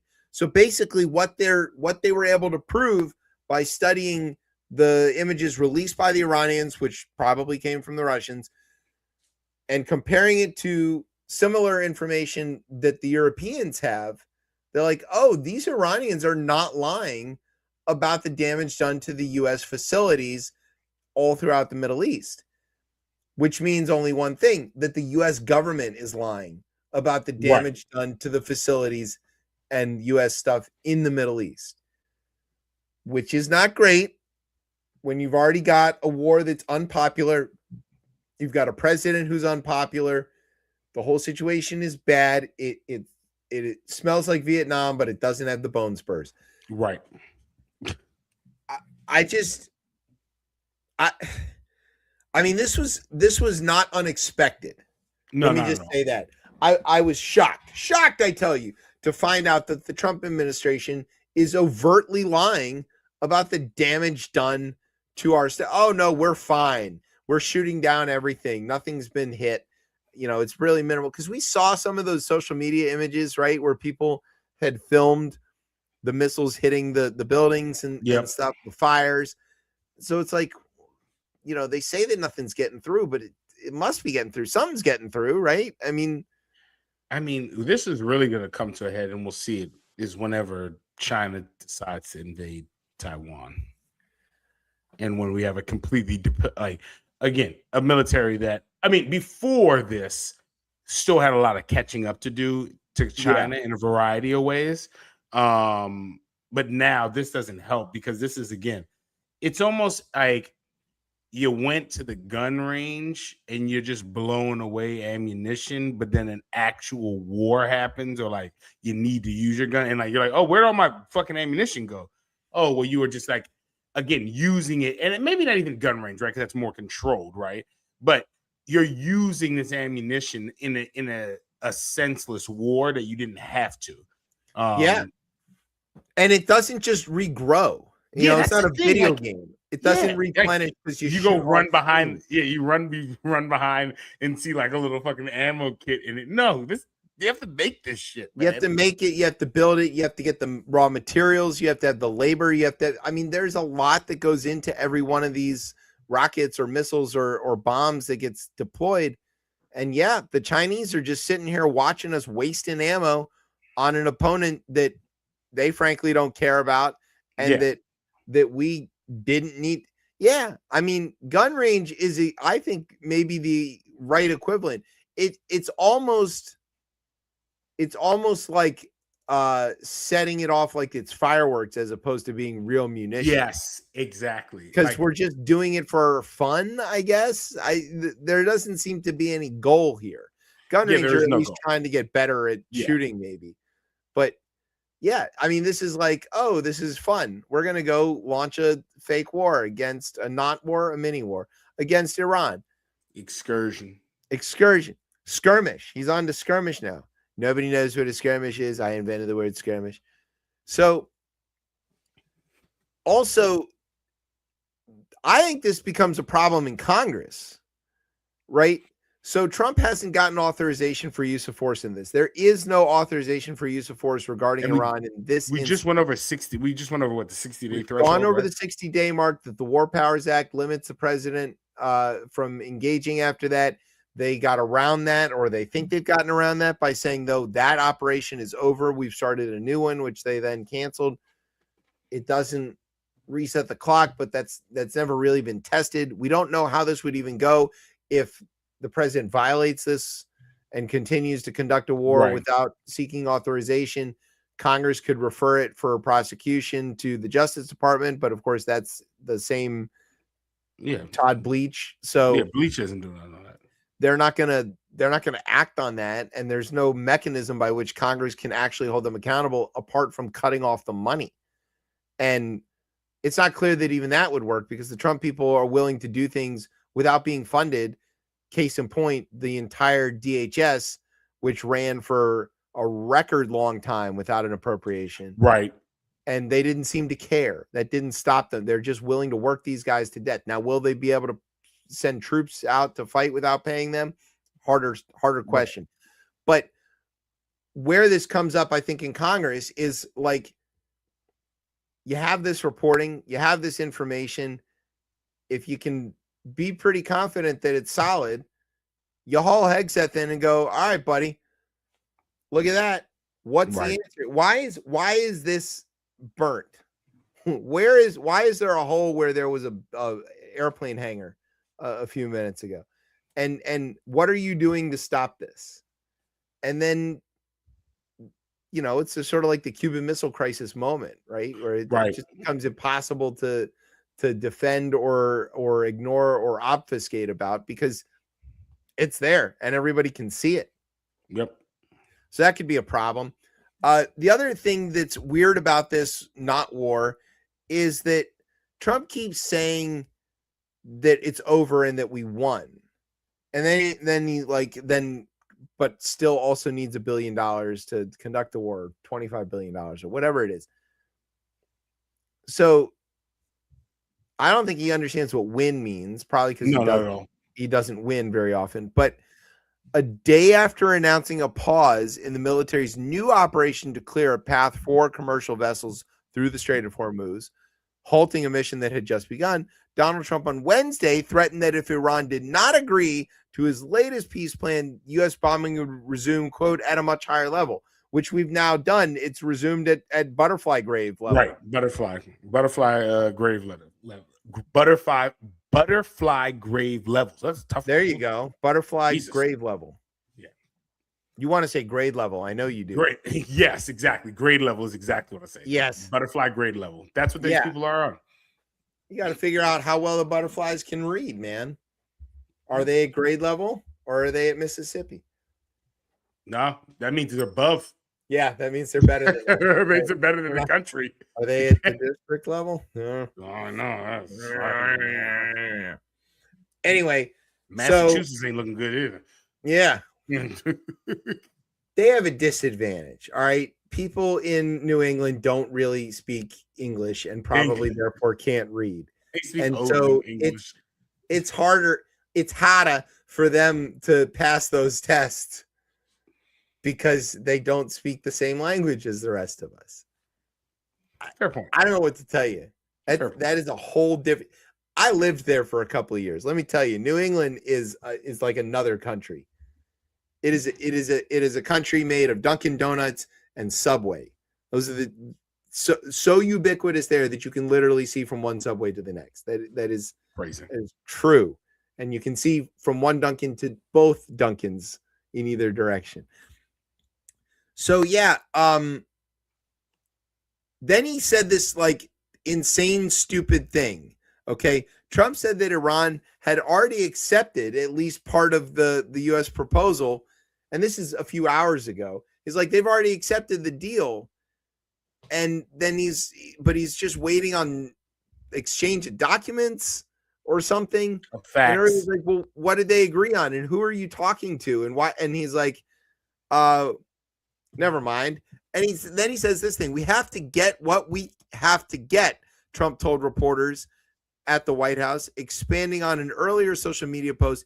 If we don't do that, we'll have to go a big step further, but they want to make a deal. We've had very good talks over the last 24 hours. And now we're back to bombing. So I don't know. Also, the deal that I guess there was like some hints at was a moratorium on nuclear enrichment that was shorter than the JCPOA covered and had more sanctions relief than the JCPOA gave. So like, and it wanted the straits reopened. So we lost nuclear deal, but worse. Yeah, is what you're saying. Yeah, the fact, no matter what deal you put forward, because we have to do this to reopen the strait, it's a bad deal. It's worse than Obama's deal. No matter what. Pakistani mediators pressed both sides to, quote, differentiate between what is urgent and what is important, said the former Pakistani senator who served on the Foreign Relations and Defense Committees. At work. What's urgent and what's important? What is urgent is the Strait of Hormuz because that affects international shipping, the international economy, global energy. And what's important is the nuclear issue. That's a great way of describing this. Yeah. But I want to be expressly clear about something. This didn't need to be the point from which we're negotiating. What was in place at the time that Trump tore it up in Trump 1.0 was a deal where, first of all, the strait was open the entire time. Always. It had never been closed. And what the deal was sanctions relief. It was sanctions to bring Iran to the table for the JCPOA in the first place. They were crushing and they were effective. And the deal was that they would behave their damn selves, not enrich past a certain amount, submit to all of these inspections and stuff. National inspections. And if they didn't, the sanctions would snap back into place and Russia and China couldn't stop them, and they had agreed to this deal. Right. Which is an incredible achievement that Kerry came up with to get this thing where it was. Iran agreed to do the thing. Russia and China agreed not to stop the thing. And there was an automatic, like, snapback provision that would cause this stuff to happen regardless of any objection by anybody else. That's remarkable. Yep. And it was working. It was working. Now, there are people who will tell me that it wasn't working, that the Iranians were subverting this, that they were doing all of these things, that they were, the Russians were doing all this stuff secretly. That might be true, but where is the evidence of that? You can't just say things. You can't just assert things. If the IAEA doesn't show any evidence of this stuff, if they can account for every gram of uranium, where it is and what level, they're the inspector, right? You know, they're go find me where they lost track of anything. That would tell you that but there wasn't this. None of this was a problem. This was a not problem. Trump created the problem by tearing up the deal and negating any trust or confidence that the world had in America to keep its promises. And then when that obviously led to Iran being like, well, fuck it, the Americans weren't serious, we're going to race to a bomb. And then we're in a bad situation. And his choice to deal with it isn't to be like, all right, we fucked up, let's try to get JCPOA back. That was our mistake, and own it. It was to bomb them, which made them even more upset and worried, and then bomb them again. And then to negotiate for what? What? For a worse deal. For a worse deal. And you watch him do these negotiations sort of live on Twitter, where he's changing his mind sentence by sentence within the same post. it's kind of hard to watch because you're like, how can you be this bad at negotiating anything? I mean, to be Because perfectly, he was never ever a good businessman. no, we know that. What I'm saying is, I'm watching him do this, and I'm thinking he probably couldn't manage to like order ice cream, like because someone else does it for him. Pepperoni pizza. yeah. Do you want it on the whole pizza or half the pizza? You know what? I want it on the whole pizza, but I'm going to bomb you until you put it on a quarter of the pizza. That he would lose at calling Domino's. Could you imagine somebody being so bad at negotiation that they would lose to an automated voice on a like cable bill? Mhm. Are you calling about billing or something else? I'm calling about billing. Right. Okay. How can we help you? My bill, it's too high. All right. I hear your bill is too high. Would you like me to raise your bill? Yes. Yes. I would like you to raise my bill. That's what he's doing. Yes, that's how bad it is. Why is that happening? Because we all know that he did not set up this whole situation, meaning the initial deal that was done. It was Obama. Yeah, That's his and problem. That's why he's mad about it. He's always mad about we all know that everything he's dismantling, trashing, whatever, and complaining about is whatever Obama did. And I'm like, because he set it up for everybody to benefit, to everyone to prosper. And that deal with Iran was fine. And he pulled us out twice. And this go around is just ridiculous. It's just like you have no plan, no structure, no ideology to how to fix this. I said it before and I'll say it again. You're trying to put a circle in a square block. It does not work. I think, didn't we say back at the time of when he tore up the deal, something like, what if we just let him call it the Trump-Iran nuclear deal? Yeah, same deal. And then he would get to put his name on it, and like that would be better for the world. Like, and the whole world would have been like, that's fine. Let him, he can put his name on it as long as he doesn't fuck it up. Like, would that have been an option? Could we make that an option? No, because he didn't structure it. He didn't build the relationships. He didn't build any of his other stuff either. He just stuck his stupid name on it and took credit for it. But I think for him, it's he wants more quote unquote hands on in a sense. And he's hands-on this one. Those would be tiny hands-on. Yes, those real tiny hands. I'm surprised he can reach for anything. That's why Marco Rubio's ears have grown so much since he's been in the cabinet with Trump's little tiny hands hanging on him all the time. Yeah, you can put one of those loopholes in there or whatever. Yeah, right. He can gauge him out. By the way, have you seen Trump's hands lately? Yes. They are caked in makeup. Yeah, they're hiding something. Well, they're hiding the bruising and the swelling, and I mean, it looks ridiculous, but look at the color of it. Like, it's not even good makeup. You'd think that they could. Can he go over to Hegseth's spot where he's got his makeup room and like get that done professionally? It looks hideous. It's laughable, man. Especially for a TV man. Well, he's like, he comes off a TV. Like, they should be able to go find people who do makeup for television. Yeah, you would think. Shouldn't be hard.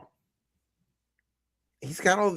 I mean, the federal government can get good makeup. They've been dressing up white supremacy for a really long time. If Sam and Alito can get like top tier skiers to go along with him on his ski trips, I'm sure we can find like the best makeup artist in America. Exactly. Which was crazy to hear that. That's a wild report. Yes. Well, he got tired of fishing. You know, he needed to do something else for fun. Mrs. Alito was skiing upside down on the slope, of course. I knew that was going there. Yeah, I knew that was going. That's a flag joke. All right, you want to talk about a little more retribution? Yeah, let's bring it back. Retribution part 2. All right, let's get back to some retribution. So the U.S. agency sues the New York Times, accusing it of bias against white male employees. So the U.S. The theme is back. Opportunity, the EEOC attacked. This is an insane story. The EEOC sued the New York Times on Tuesday, alleging that the news organization violated federal law by passing over a white male employee for a promotion. Think about what you're saying for a minute. You didn't get the job, so you're going to the EEOC to claim that it was because you're white.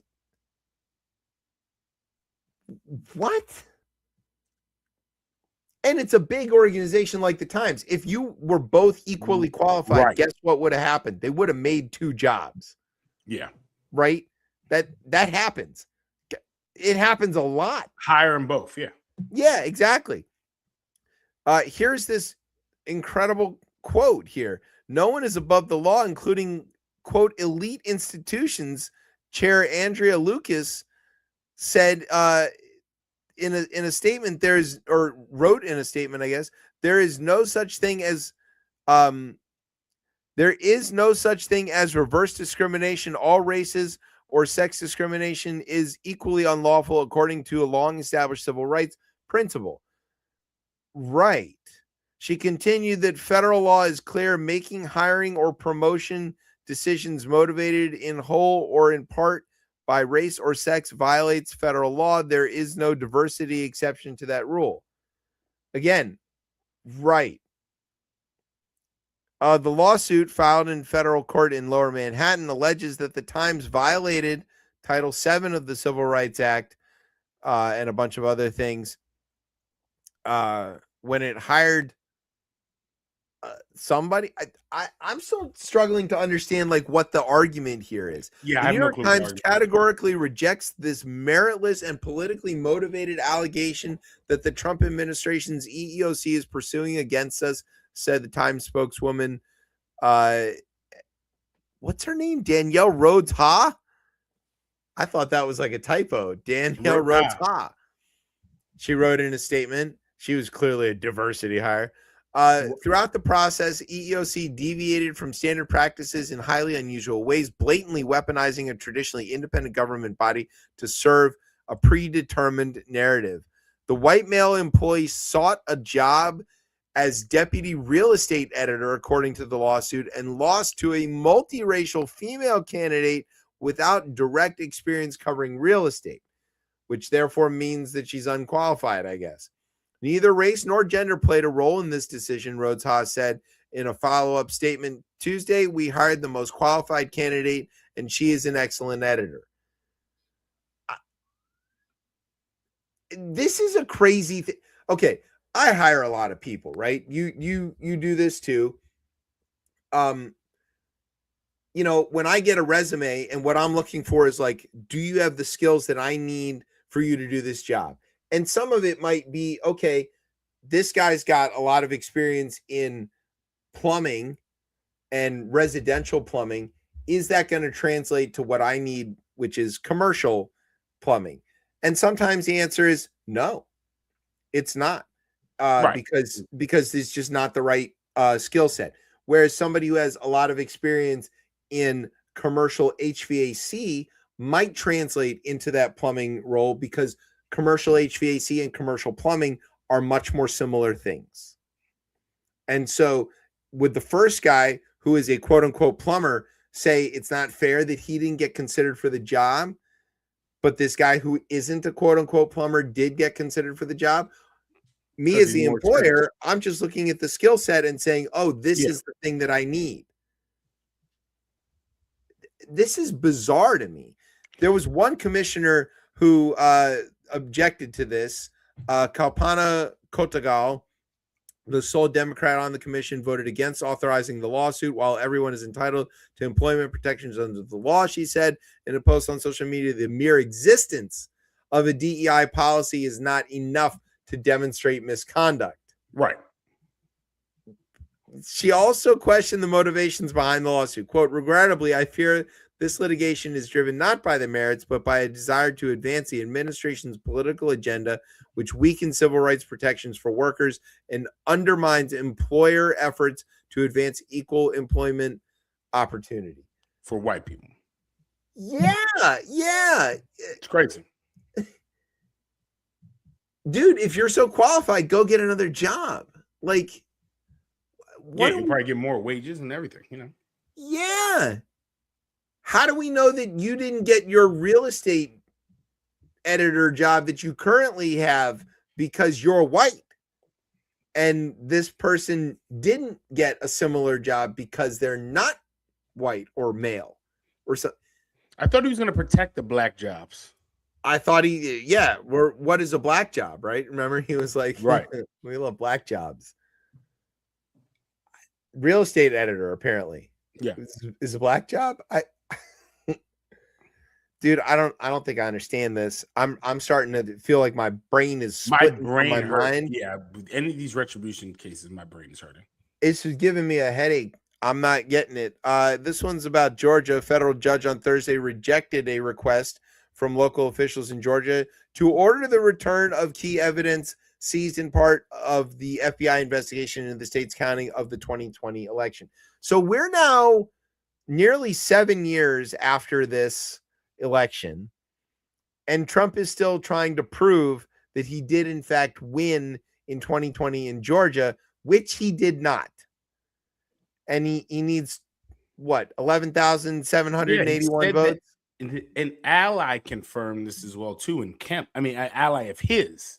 Yes, right, Yeah. exactly. The entire Georgia election and governor office, Secretary of State's office, they're all like deep red Republicans. And they all said over and over and over, there isn't any fraud here and that this has to stop. And Trump's response in all of those cases was to label them as traitors and direct his mob to try to threaten them, which they did. And some of those people ended up getting tried and convicted for threatening various election officials in the state of Georgia. So, of course, the FBI, Kash Patel's FBI, goes and gets a warrant and seizes all of these ballots and stuff from Georgia, from Fulton County, which the only reason they were able to do that is because there was a pending lawsuit already going on about this, which meant that those ballots, which should have already been discarded, were still available because they had been preserved as evidence. What they used to get the warrant is unclear, but the Fulton County officials went to court trying to basically get this stuff back, and they were told no. U.S. District Judge J.P. Booley, great name, J.P. Booley, said that he found some aspects of the FBI affidavit submitted to obtain the search warrant, quote, troubling, but he concluded that officials in Fulton County had not proven their rights were, quote, callously disregarded, either through defects in the search warrant obtained to seize the more than 600 boxes of materials related to that, including original ballots, or through the way that the search was carried out. Basically, these guys they filled out their paperwork, right? So I can't. Yeah. I think they did work out some deal where Fulton County can like go through these things electronically maybe and see them that way. But you know what's happening here, right? The FBI grabbed all this shit. They're going to doctor it up in some way, and they're going to claim there was fraud in there and say that, no, we found the real crime and everything else is just trying to cover it up.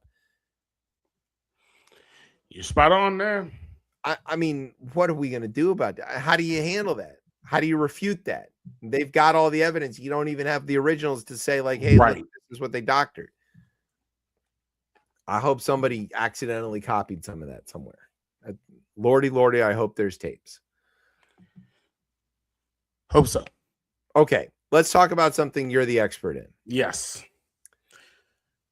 Golf. Yeah, golf. It's golf. And a very specific kind of golf. Very specific type of golf. Look at these dead ass birds. There you go. Yeah, We're talking about golf on the public courses, of which there are 3 federal Park Service Yep. public courses in the District of Columbia. So this is the most Tez topic you could possibly imagine. It is the most. And what are those 3 courses? So they are, like, I would say, almost my home course, which is down the street from where I grew up, in Rock Creek Park. You have Rock Creek Park course off of 16th Street. You have the world-renowned, like I would say, legendary black course, Langston, which sits off of Benning Road. And is really kind of attached to the Arboretum in a sense, right? So kind of an extension I think it's actually a part. Isn't it a part of the Arboretum? I mean, it's the same. It's the same thing. You can't get to it, but it's like it's a separate thing. But it is all of that. Like the grounds of it is so part of it, and it's beautiful as a result. Beautiful, it's just completely beautiful. And then you have, which without any renovations, but they're going through renovations or in the process of trying to do renovations prior to some of this shit. You have East Potomac. Which again, Haynes Point, which most folks know. I mean, that course has been there for years. And it's just beautiful, right? It sits out into the Potomac. Sometimes it's not the best because you might have like a boat horn in your backswing, but regardless, like it is, it's or very an airplane right over your head, or those ones you get those ones are circling. Yeah, the air ones, it's fine. I feel like I've come accustomed to those ones. It's just the boat making the sound is always a crazy one.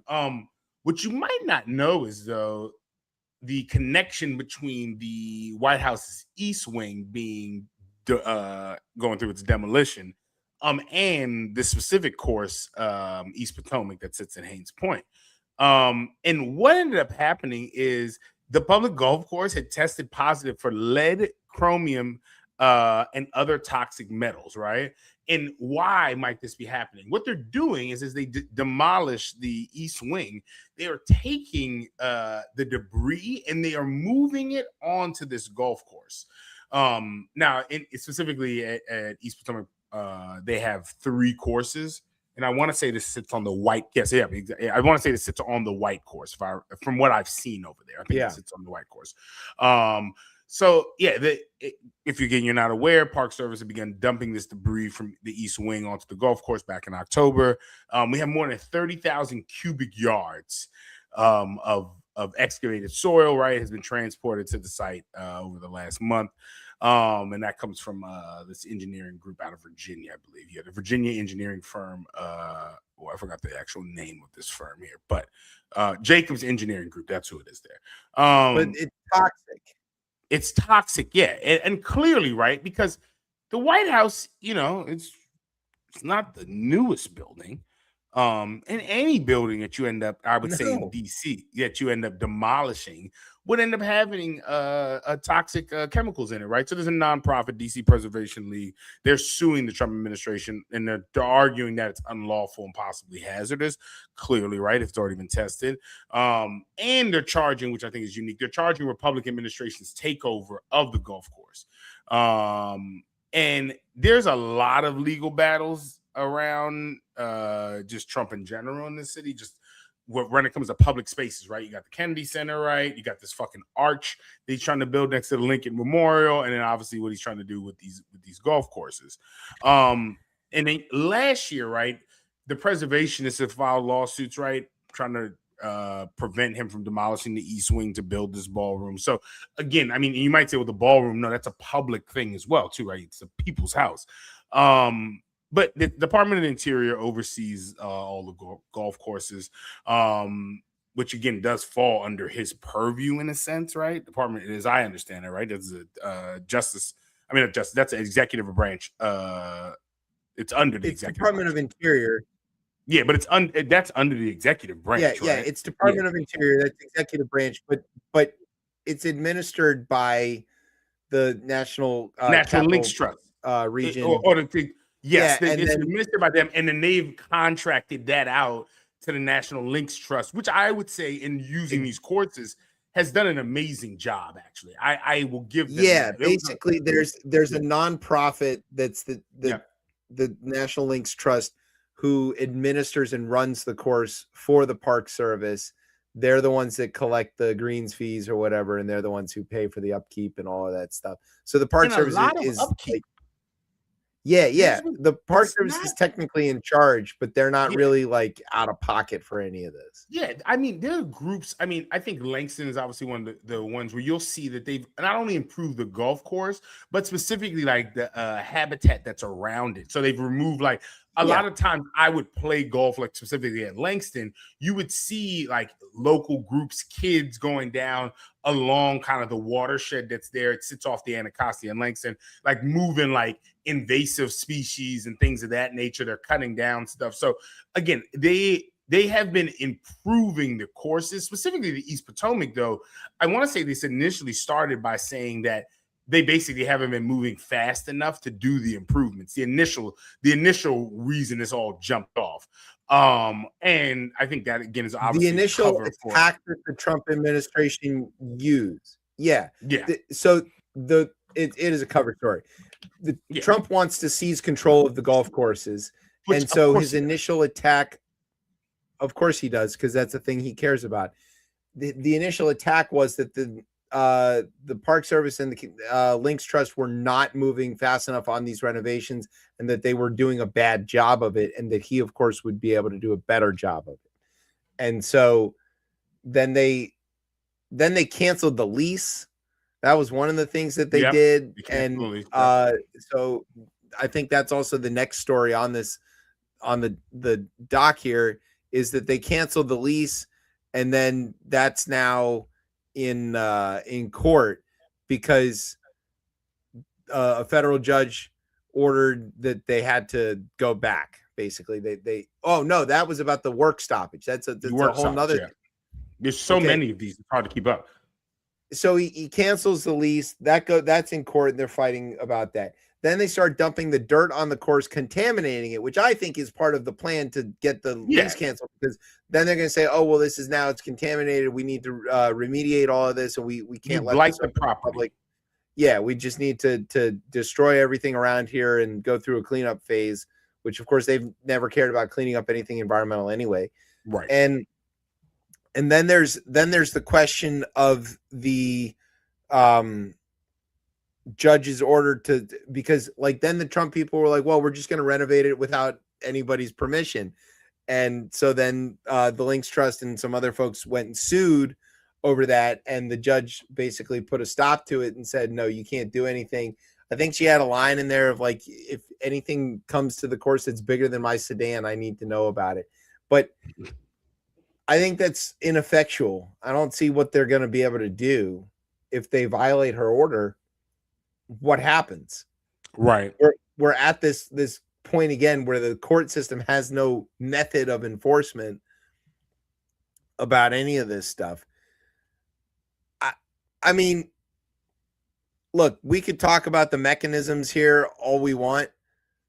What does this mean to golfers in the district, and specifically non-country club golfers, and even more specifically, black golfers in the district? I think it's interesting, right? I think you will, one, see a influx of people leaving East Potomac to go to Langston, right? Which just causes, again, it becomes more traffic there. And like, I actually, oddly enough, this year I haven't played on any of these courses yet, as I haven't been able to find the time. So I haven't even been able to see. I've seen it like driving around there and being over in East Potomac Park, but I haven't actually been on the courses to see them. I think it goes back to a larger thing, I think, in DC of local control, right? And at any moment, right, you just don't have this type of control, whether it's the council, whether it's the Links Trust, like running these things here. The federal government is still the boss here, no matter what. And I think you got to always remember that, because when you have an administration that wants to flex that, and we've had them in the past, they will.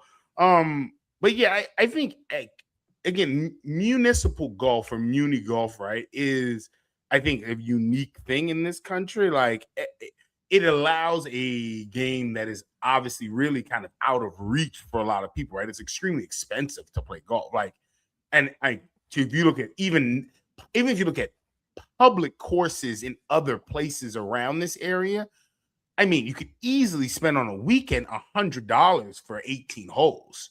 like upwards of $100, like easily. Yeah, I mean, I played the courses in Northern Virginia, and I think the greens fees there are like $35 or something like that. So if you play a couple rounds, yeah, exactly. Yeah.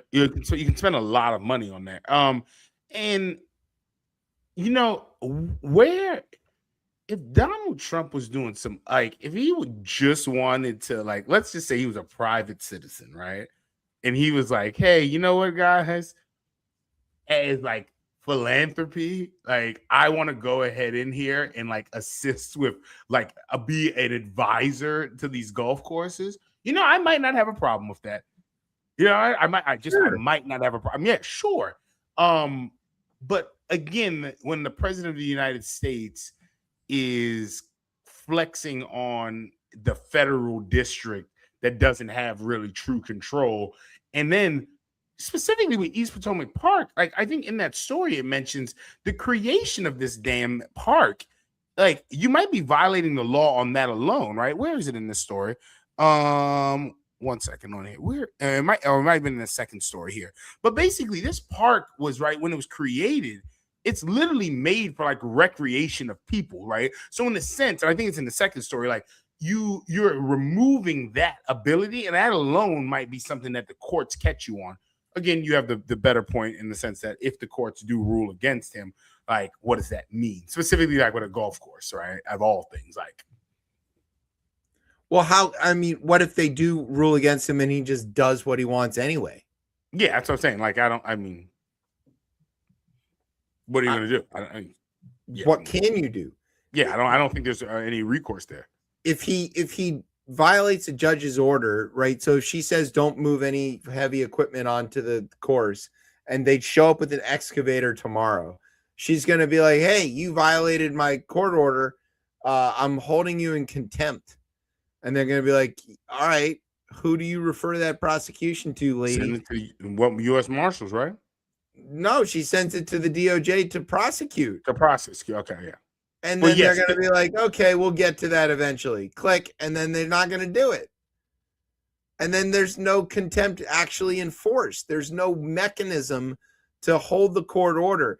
What Madison and them could never conceive of is somebody outright disobeying the court order. Yeah, exactly. It's like, what do you mean you're just going to not do it? So, to your point, this is supposed to be golf that's accessible for the people, and it's and let's expand it from not just golf, but like all of these public amenities that exist in public places, whether it's at the state level or the county level or regional level. They exist because recreation is important and the community wants these things to be there. Imagine if Trump was out here talking about we need to tear up playgrounds because playgrounds are a problem and the way that they're being run is a problem. And I don't like the look of these playgrounds and they should have more gold on them or whatever. Or imagine if it was like, the ice rink at Fort DuPont Park, or like, what are you going after? What is the thing here that bothers you? Why are you attacking this? And it's not renovation and it's not improvement. He's not offering them a boatload of money.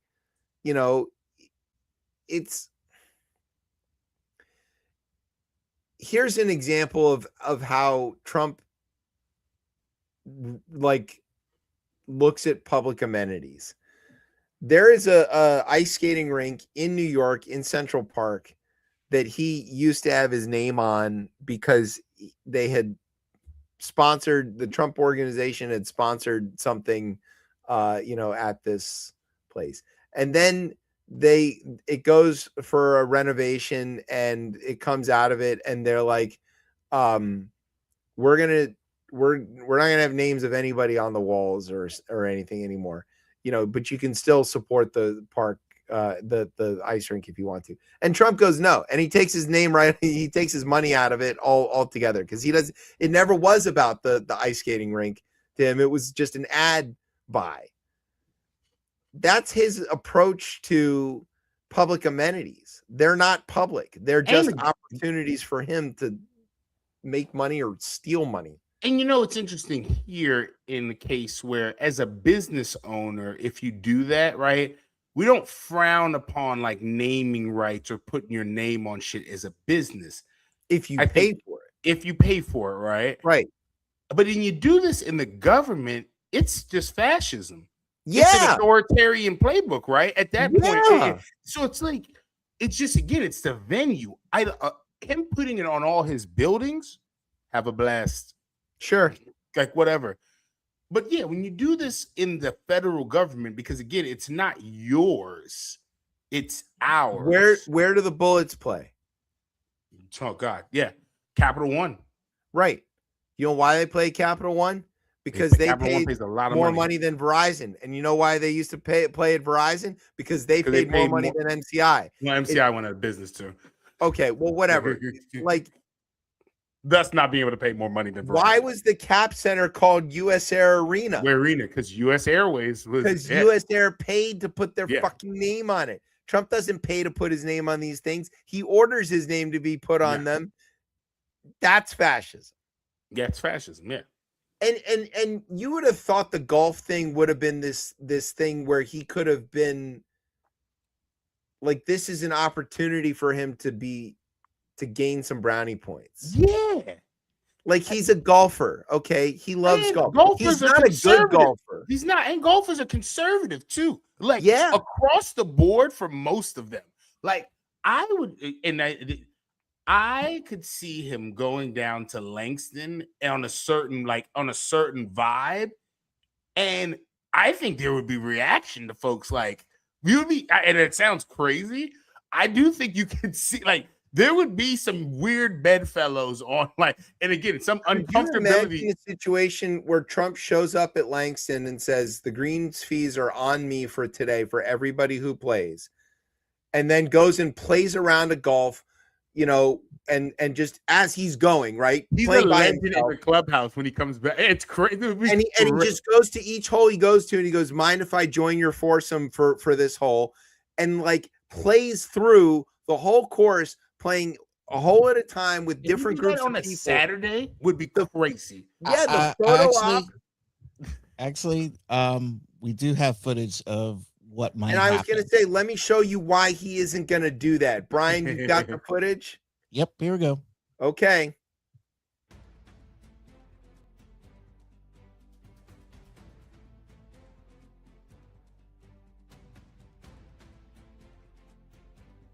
That was him dancing. I don't know why that. Okay, now watch him putt.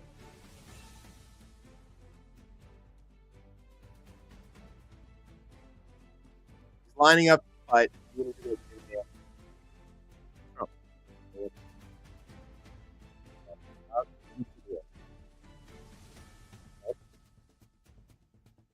And he's nowhere near it. All right. Fortunately, there's another ball. There he goes. Got try number 2. Absolutely way off. Not would not qualify. And number 3. This is wide by a foot. So yeah, he's not good. What happened to the one black kid? What happened to him? Dude, I don't know. They disappeared. They literally disappeared from that. He's in Venezuela now. Oh God. Okay, so you see, that's why he's not doing it, right? Because it would expose everything. Instead of having this as an opportunity where he could look like a regular guy and be fun and cool, and people would say, all right, he does all this horrible shit, but when he had a chance to like connect with the people and play golf with them, he did. He doesn't want to do that. That is what people want from their politicians, which is crazy. It is what they want. It's not what I want, but it is what people I know everybody wants to have a beer with W. W doesn't drink, but Obama drinks beer and he's cool. And I guarantee you, Obama would play round after round at Langston with everybody there, and probably rip some cigarettes too. Safe place. A safe place. Michelle's not looking. Yeah, and he'd drink a beer or 2 or 6.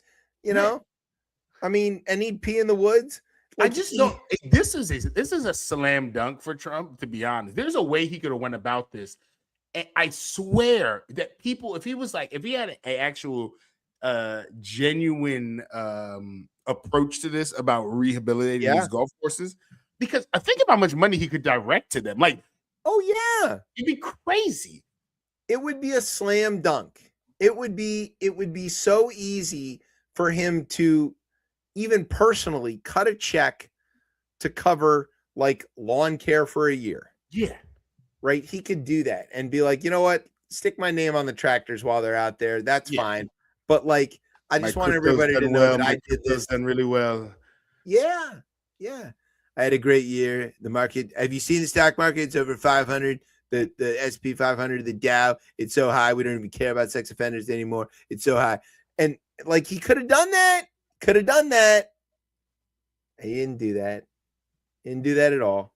At all. Instead, he dumped toxic metals on a fucking public golf course.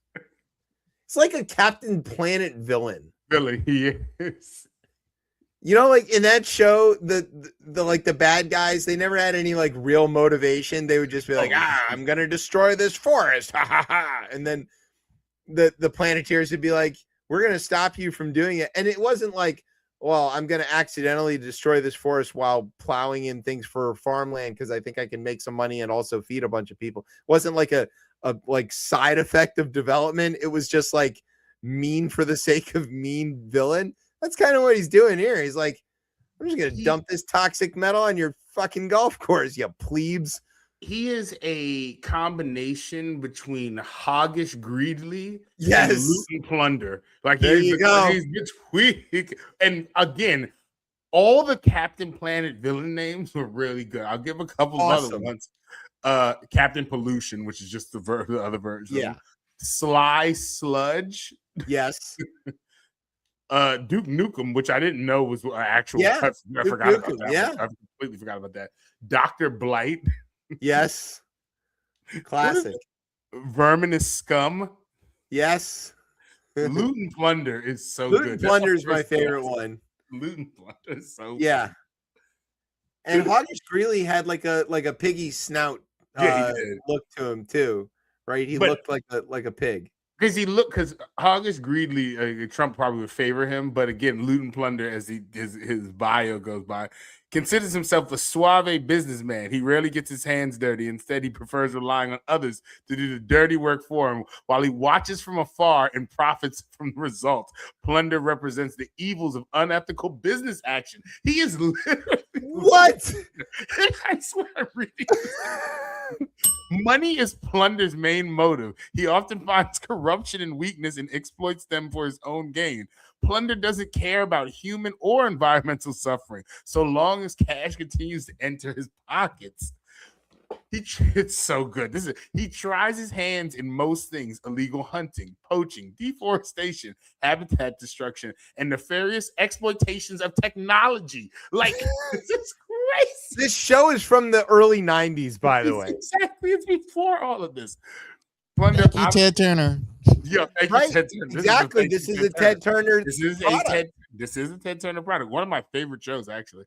Plunder, I love Captain Planet. It was so good. I just can't keep reading this because it's too spot on. I'm gonna read this to somebody, and I'm gonna be like, "Who are they talking about?"